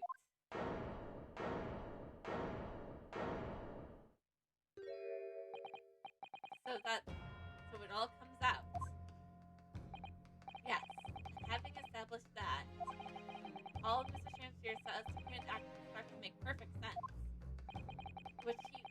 When he was let out of prison following Seldon's death, he made an immediate against lodging in the hopes of renting Seldon's old room. However, the retired army man was unable to offer him the accommodation of his choice. But because the Seldon's old room has already been let to someone else, Mr. Duncan Ross. Which is why Mr. Shanspeare subsequently devised his gas-based plot to kill the occupant of the room. And when he was successful, he presumably intended to inquire about switching into the newly vacant room. However, a certain jittery someone has been beaten him to it. Mr. Stasky Knotson, the defendant of this case, no less. So you decided to use the ploy with the gas again, didn't you, Mr. Shanspeare? This time out to Mr. Knotson. All for one simple and advocates reason: to get your hands on the 1,000 pounds of loot left behind by the dead convict. You.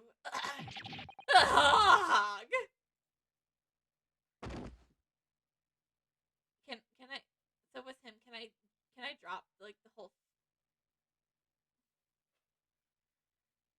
Looks like I'm going to snuff it out.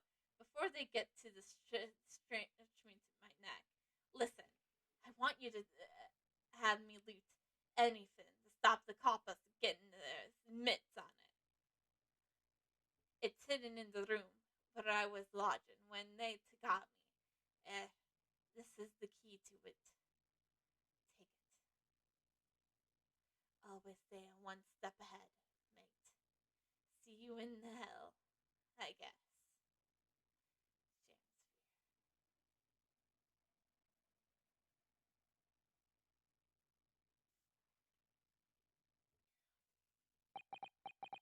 This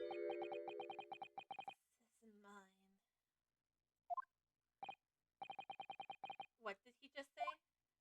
It's mine.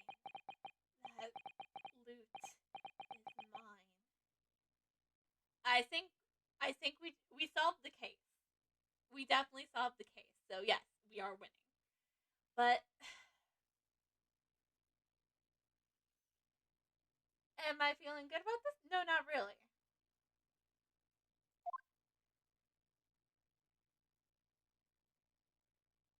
Oh God! Mr. Shamsphere. Scared of him now. At first I just thought he was some dunce failed actor. Now I'm actually kind of terrified. It's all lies. I don't accept any of it. Why should I? After all, you don't have a shred of evidence. You can't prove I killed that fellow. Boris, I'm the victim here, remember? Isn't that right, ladies and gentlemen? If I don't admit to it, there's nothing you can't do. You can't arrest me. For the time being, anyways. Verily, you can't arrest the victim, can you? Isn't that right, ladies and gentlemen? I'm so close. Just need a few more hours. I swore to myself that I'd get my hands on it, and I can almost taste it now. Do you really think I'd just give up? There's no question in my mind now. That man's guilty through and through. Not really. Not really. I don't really voice act. I try to give characters voices, but it doesn't work. Especially when I have to do a different accent, because it usually just comes out completely butchered.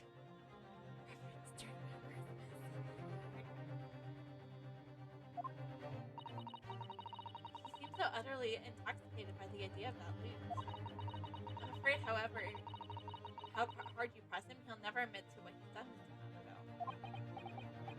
I don't think we need to. There is no way. Pardon? There's one way I can finish him. No. He already committed the most horrendous crimes to get his hands on that loot. Which means all we need to do is find it first.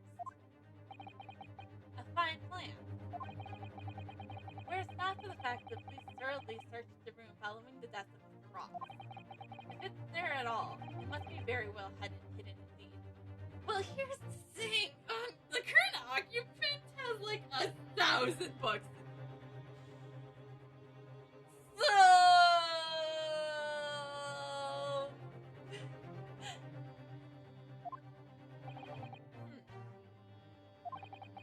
Without conclusive evidence, I certainly cannot rule. If only there was some way we could find the convicts quickly. Mr. Sholmes, have you been listening? Have you left and found it already? This final piece is a complex puzzle. I think we might have it in our possession already.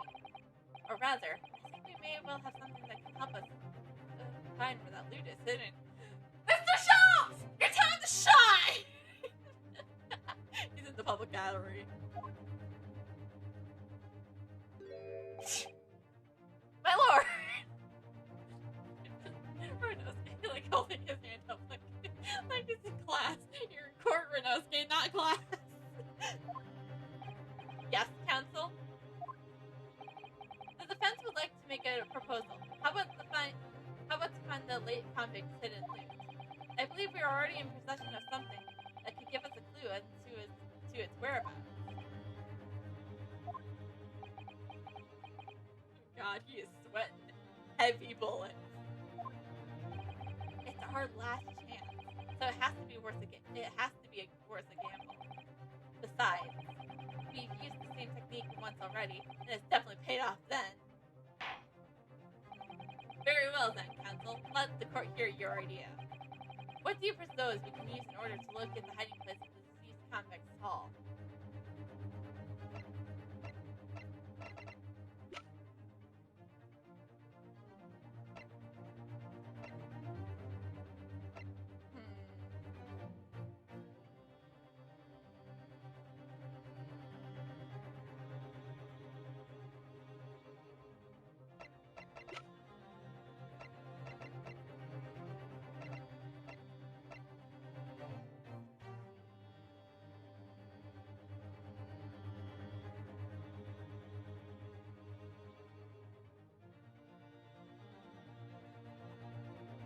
Wait!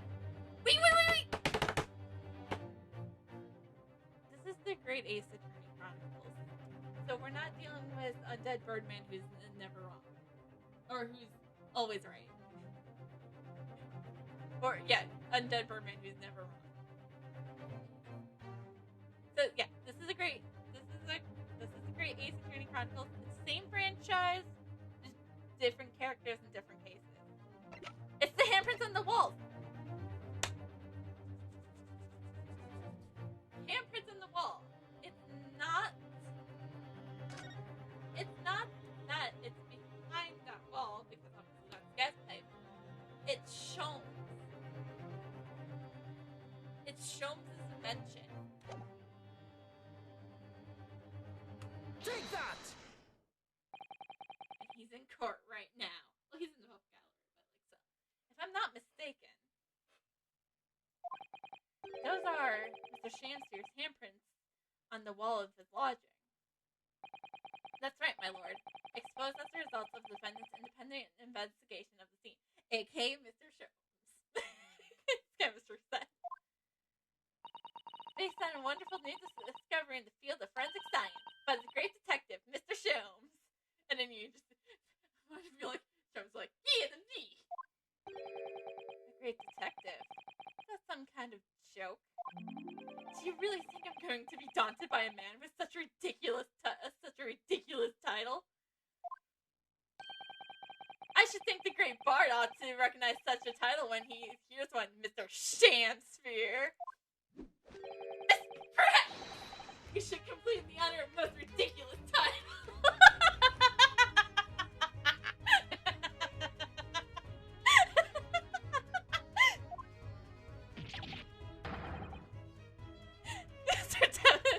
Different enough not to trigger copyright law.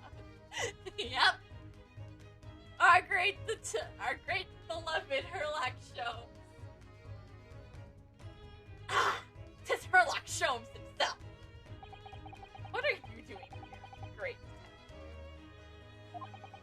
Your usual haunts are the filthy back streets of capitals, are they not? Ah, Mr. Reaper, it's been too long. And I see your complexion has worsened since last time we met. Mr. Sholmes? Don't be surprised, Renate. You know he was here. He does know Lord Von Cheek then. Well enough to say something like that, in any case. Mr. Sholmes? Though you may be hurled as the great detective by the population at large, that does not give you the right to come and go into my courtroom as you see fit. If I may, my lord, Mr. Sholmes' newly developed scientific methods have helped us uncover vital clues in this case already. Clues, you say? I call them skin prints, my lord. My methods identified every location touched.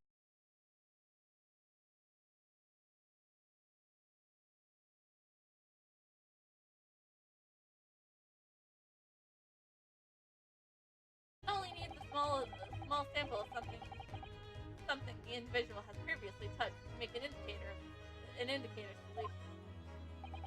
In your case, sir, I used the teacup you have been holding. elementary. Yeah, it is, and I'm gonna be working on it at some point.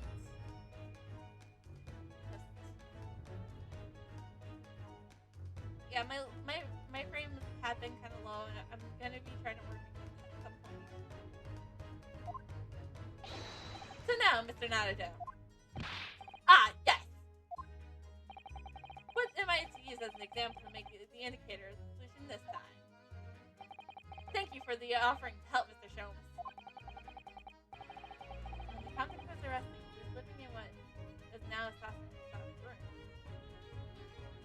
Yeah, don't worry about it. We need an example to help locate Seldon's flute that's sitting in the room. What example would you take?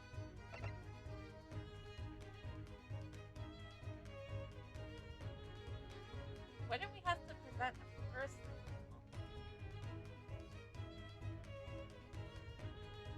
Wait!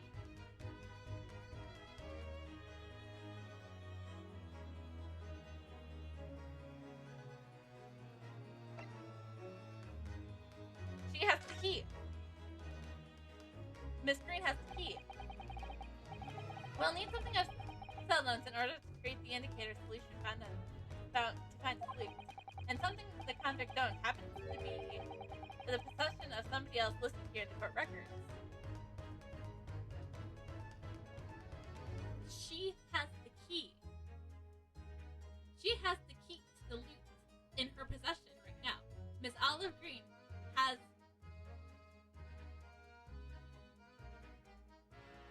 She has the key. She has the key to the whole case. What a ting. Upon my word, Mr. Naruto, your powers of reasoning appear to be beyond the up. So, which particular person do you have in mind? From who can we obtain the possession of the late convict student to create an indicator solution? Miss Green. Take that! Miss Green? Me? What do you want with me? The key around your neck, if you please. Sorry?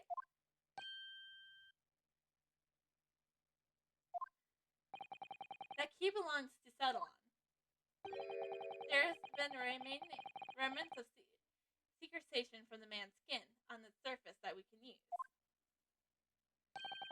Very true. That is the sample we need. Using it, we can create the indicator solution required for Mr. Sholmes' skin printer seeker. And find exactly what Seldon touched in the room that he used to wreck. Ah! Mr. Shamsphere. As one great to another, I assure you. He's not great. Shut up. Drop that he's great. If there's a late convict skull hidden somewhere in his apartment garage, I shall uncover it in no more than 30 minutes. So, Mr. Shamsphere, the truth is waiting in our grasp now, and as such, you'll never get your hands on Seldon's stolen wealth.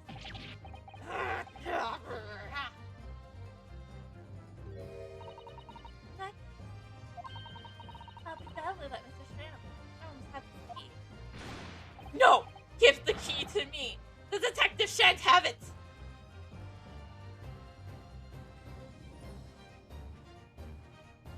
I know, I do too, but it's like, I don't know how I can... I'll try, I'll have to figure out the frame rate situation.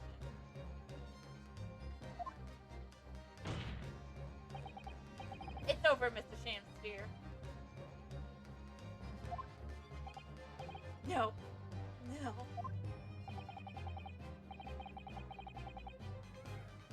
You're out of options now.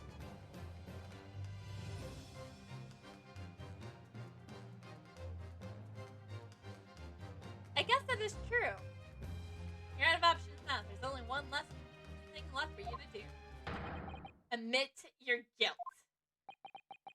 Whoa. Oh shit, despair. Despair. These I name. So dramatic.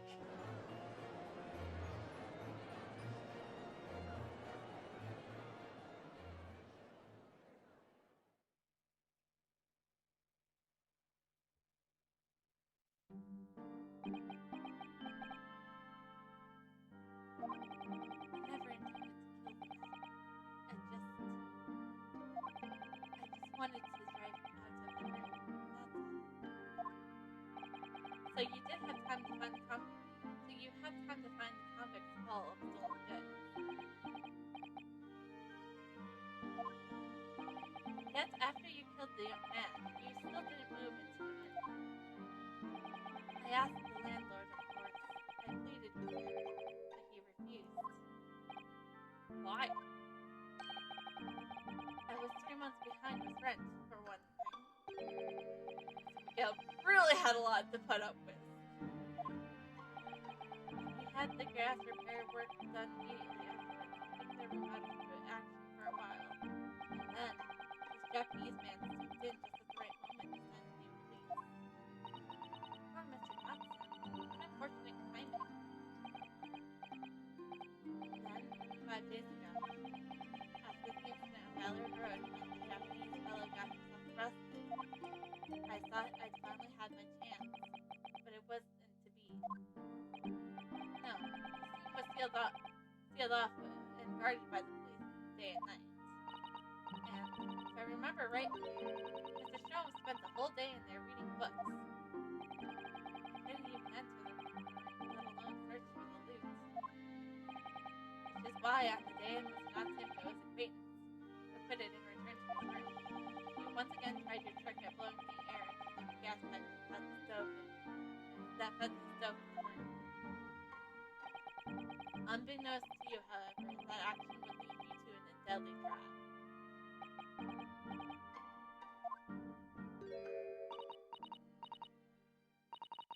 William Shakespeare?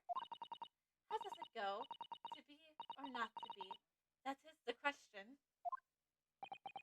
From Shakespeare's Hamlet, Act 3, 3 and 1. I would like to admit something right now. I have not read Hamlet. I know that is kind of a thing people do in high school, but I did not. I also didn't read The Grapes of Wrath in high school. Actually, it's a thing in my high school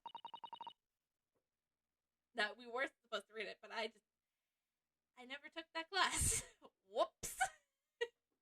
Well, it's fine. Now I just feel like I was missing out. Let me tell you, in your case, it's not to be. That is the answer. You deserve to die for what you've done.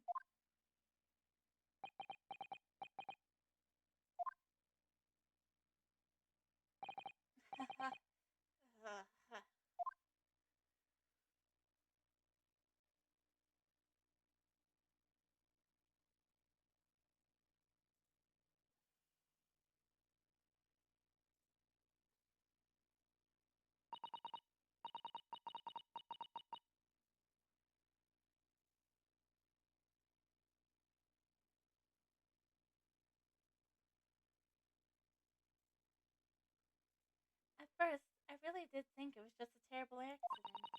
I'll never forget our conversation these nights before Duncan died.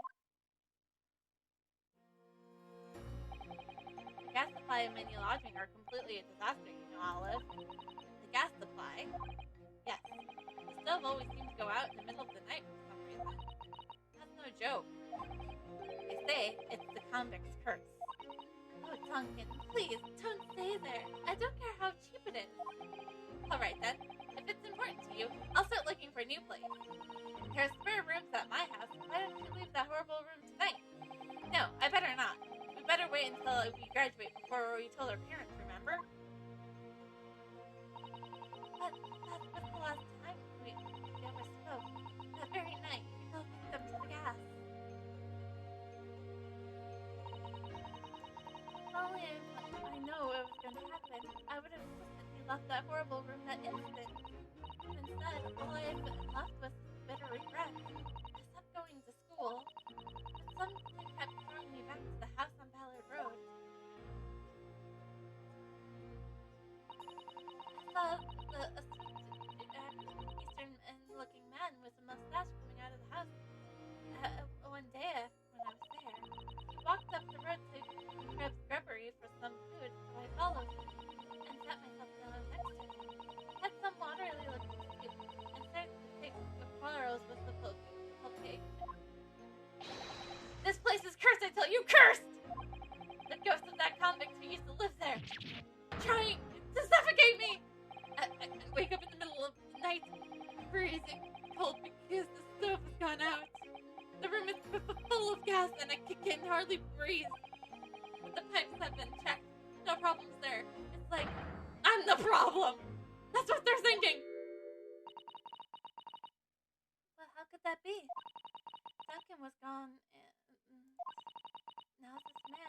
almost suffered the same fate. Could it really be a curse?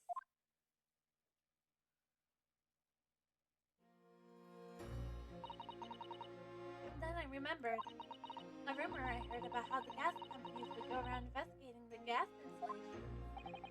A rumor? Ah, you mean? Yes, everybody heard the stories, it seemed, about how they go around checking the pipes. How anything connected to the gas can be extinguished by blowing air into the pipe work. That's when it started. A little flicker of doubt in the back of my mind that just wouldn't go away. Was it really an accident, though?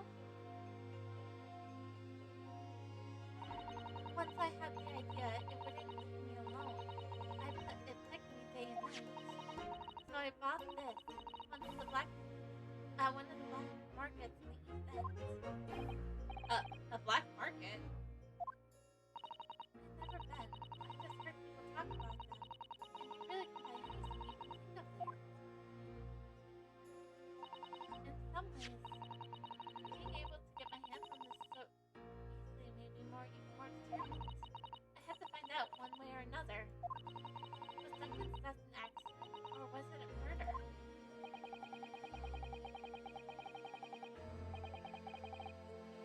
And your chosen method for establishing the truth was simple, but highly effective. Mere poisoning on the gas pipe you suspected the man tampering with, and wait. If Mr. Shamsier was innocent, nothing would have come of what you've done. But if he was guilty, he would pay for his crimes dearly. I found out the name of the man I suspected, William Shamsier. Then I wrote him this little note. I have information regarding the death of Duncan Ross. Come to the Slug and Salad on Ballad Road at 5 p.m. on the 17th. Don't tell anyone else about this letter or the meeting. It's all a matter of utmost importance.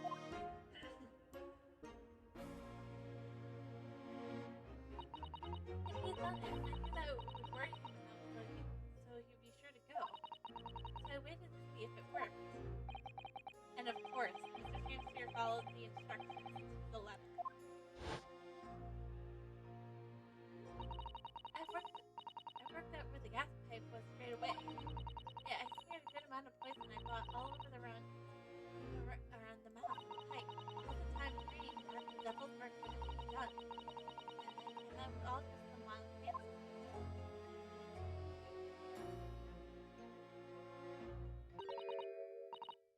Actually, no. All the time praying that the devil's work would be done, and that the culprit would get his just desserts.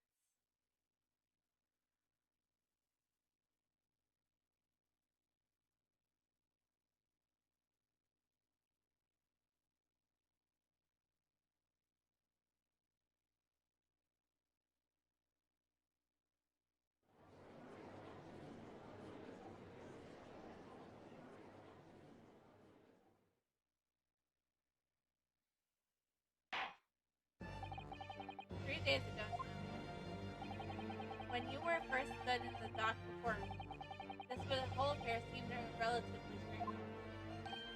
Yes, my lord! I certainly never imagined the depth of the disturbance could subsequently find lurking behind the scenes.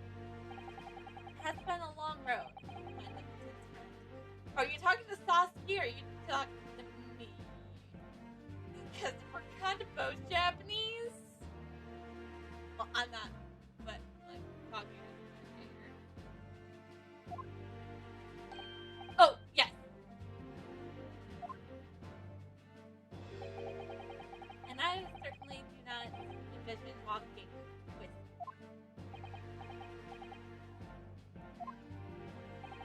Nevertheless, together we have reached the light at the end of the tunnel, as it were.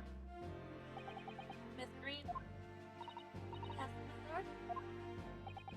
You will henceforth be stripped of your freedom, and punishment for attempted murder of William Chance. Yes, I know. And you, Mr. Shamsier, you will be tried for the murder of Duncan Ross in cold blood, and the subsequent attempted murder of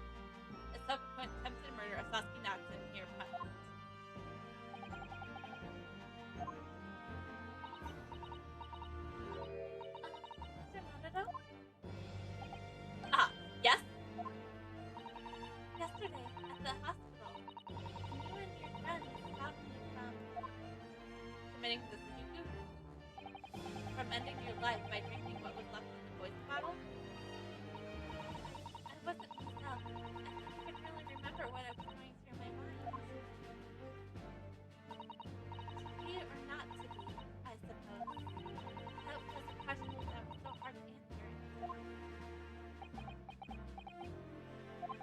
Well, personally, I'm glad of you being here. Oh!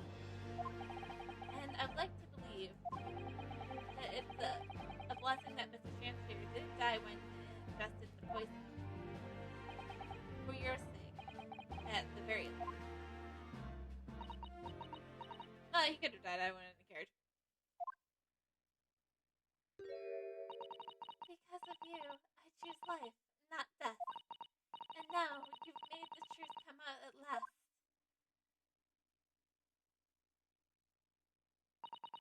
Really, I can't thank you enough.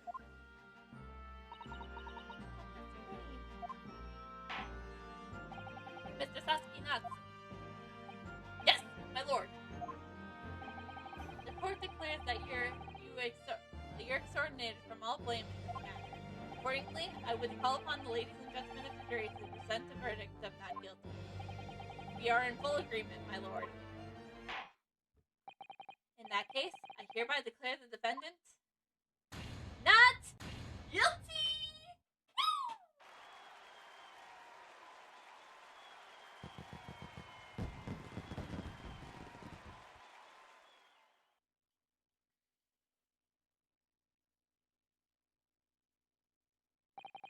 Court is adjourned.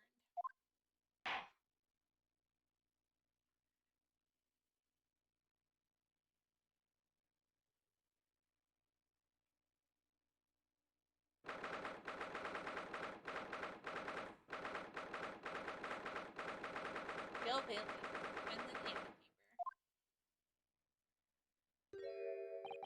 Oh, yes, at last.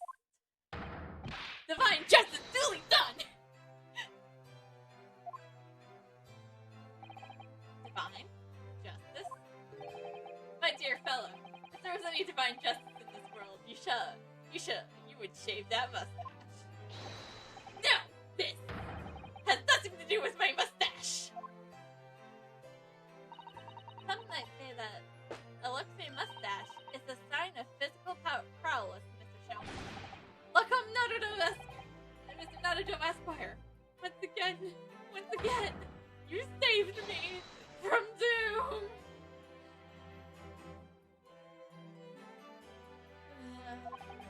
I'm very happy to have been able to help you. Congratulations on your acquittal. Your second in most many a days.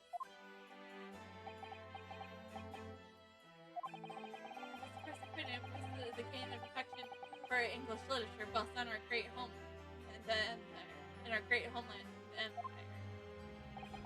And then, by a twist of fate, I was brought to the land that bore the fruit of that literature.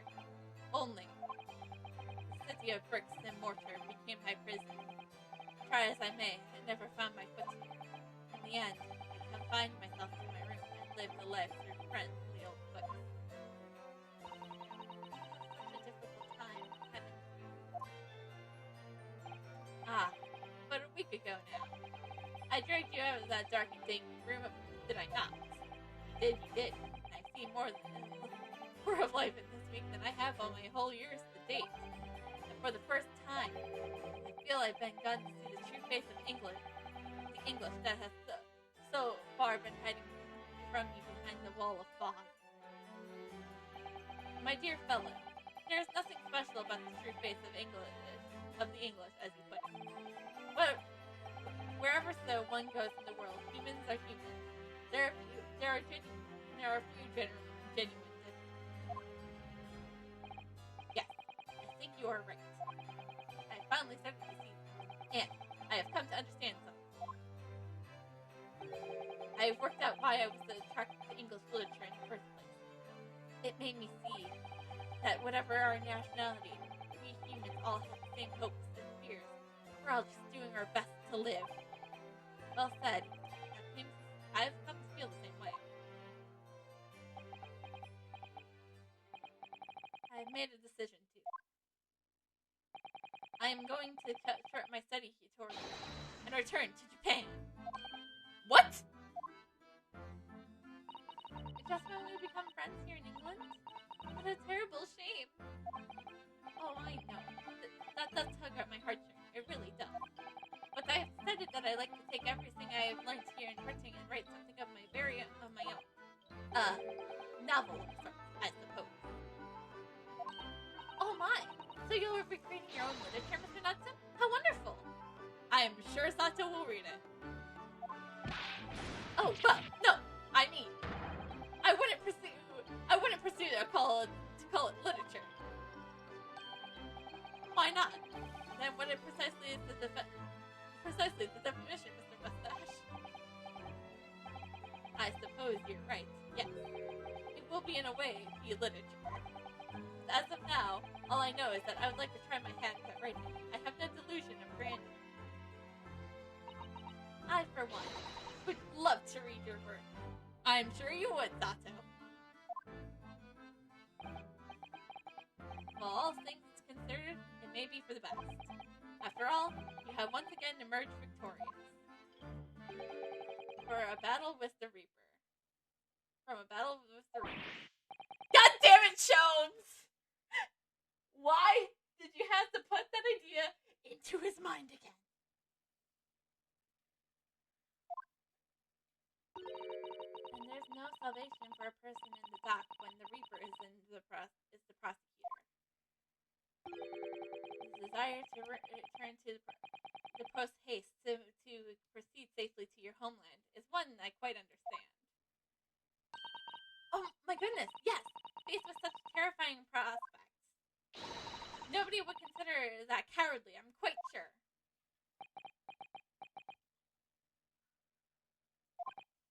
But that is not why I'm leaving. I mean it!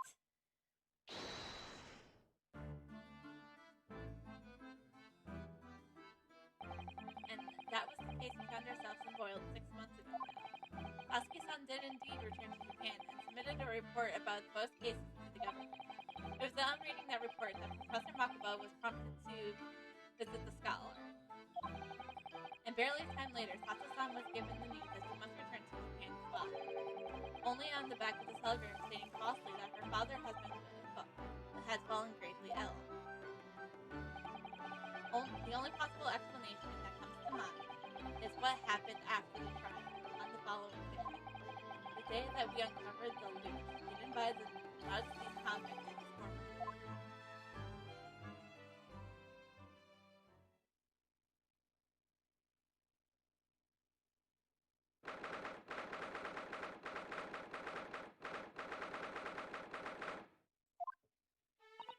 Oh, well done, Mr. Sholmes. How simply marvelous of you. To uncover the secret hiding place in just one day? Wasn't it supposed to take 30 minutes?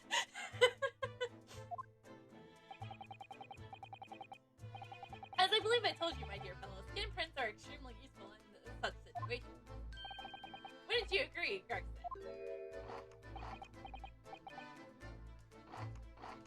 There he goes in his car. Grexy has been happily munching in agreement this whole time, you know, Hurley. Happily? I think perhaps humorously it might be closer to the truth. So, what transpires the man's fashion hiding in place in the ceiling? What's in it? What exactly is the loot? Let us look then, if you are ready. Let's examine the Burger's Hall. What the? What is that? That looks to be some sort of neckband or collar. A collar? It's huge though. And look at the gemstones. Look at the gemstones set in it. I can see why it was claimed to be worth 1,000 pounds. Perhaps I could have it. I could have it as a belt. Oh, haven't you noticed the inside there? There's some dark stain. You don't think they could be blood to you. I mean, there are quite a lot. There's quite a lot of it. On second thought, perhaps I wouldn't have it as a belt. Then, of course, it's their emblem on it. A large letter B and a small crown. What does this signify to you? Oh, I hadn't noticed that.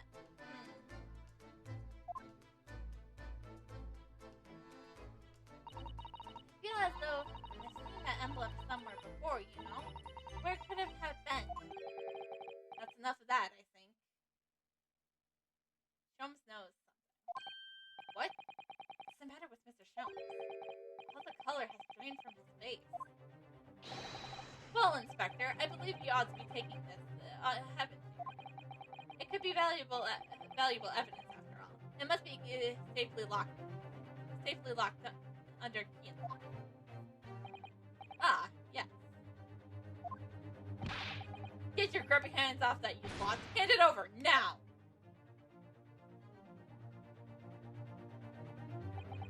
I've never seen a collar that large before. And those jewels certainly look to be extremely valuable. But that's not what stood out to me the most. At least, not once I noticed it. Those dark marks on the inside of the collar, those stains, could they really have been blood?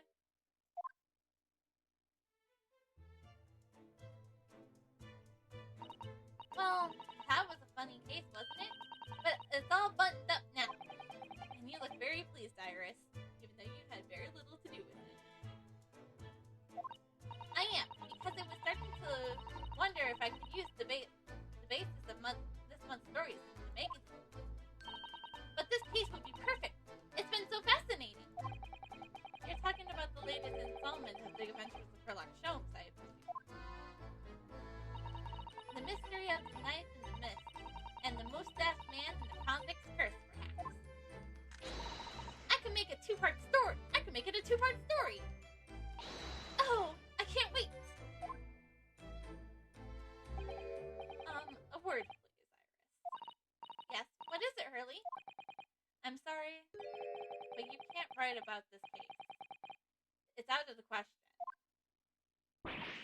What? Why not? It's a great case. Then I shall have to insist you limit yourself to the first of your two titles. The second must never be written. Is that clear?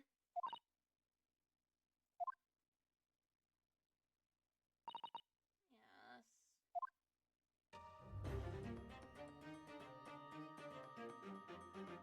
And so it was that the second of Soseki-san's cases became buried in obscurity. Now, looking back, I feel I understand. I can see why Mr. Sholmes forbade Iris from publishing the story. It would take a little longer before I saw the link between everything that had happened and would happen.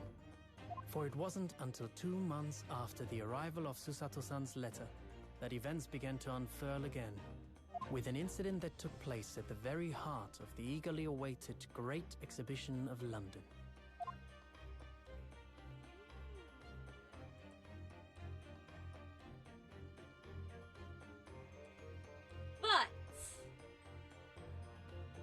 We're not gonna start that tonight because somebody here needs to prep for things.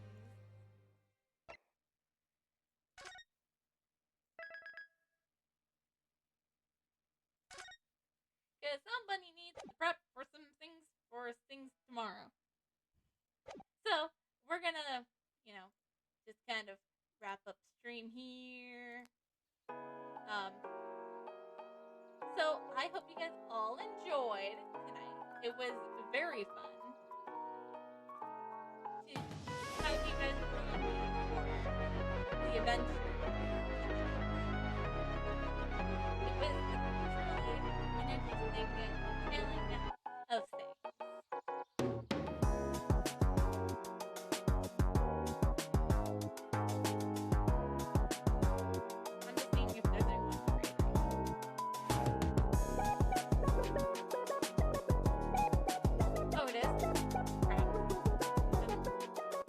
Audio is a freaking bitch. Audio always sucks, okay? Always has, always will. Oh, you gotta be kidding me. I turned this music down greatly. I don't...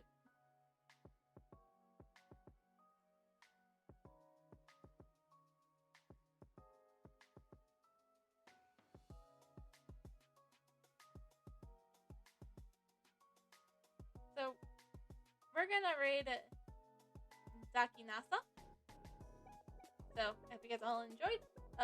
I'll be back for Thursday for the start of episode 3. And we'll get to see the adventures that unfoil everything. Until then, see you later. Bye!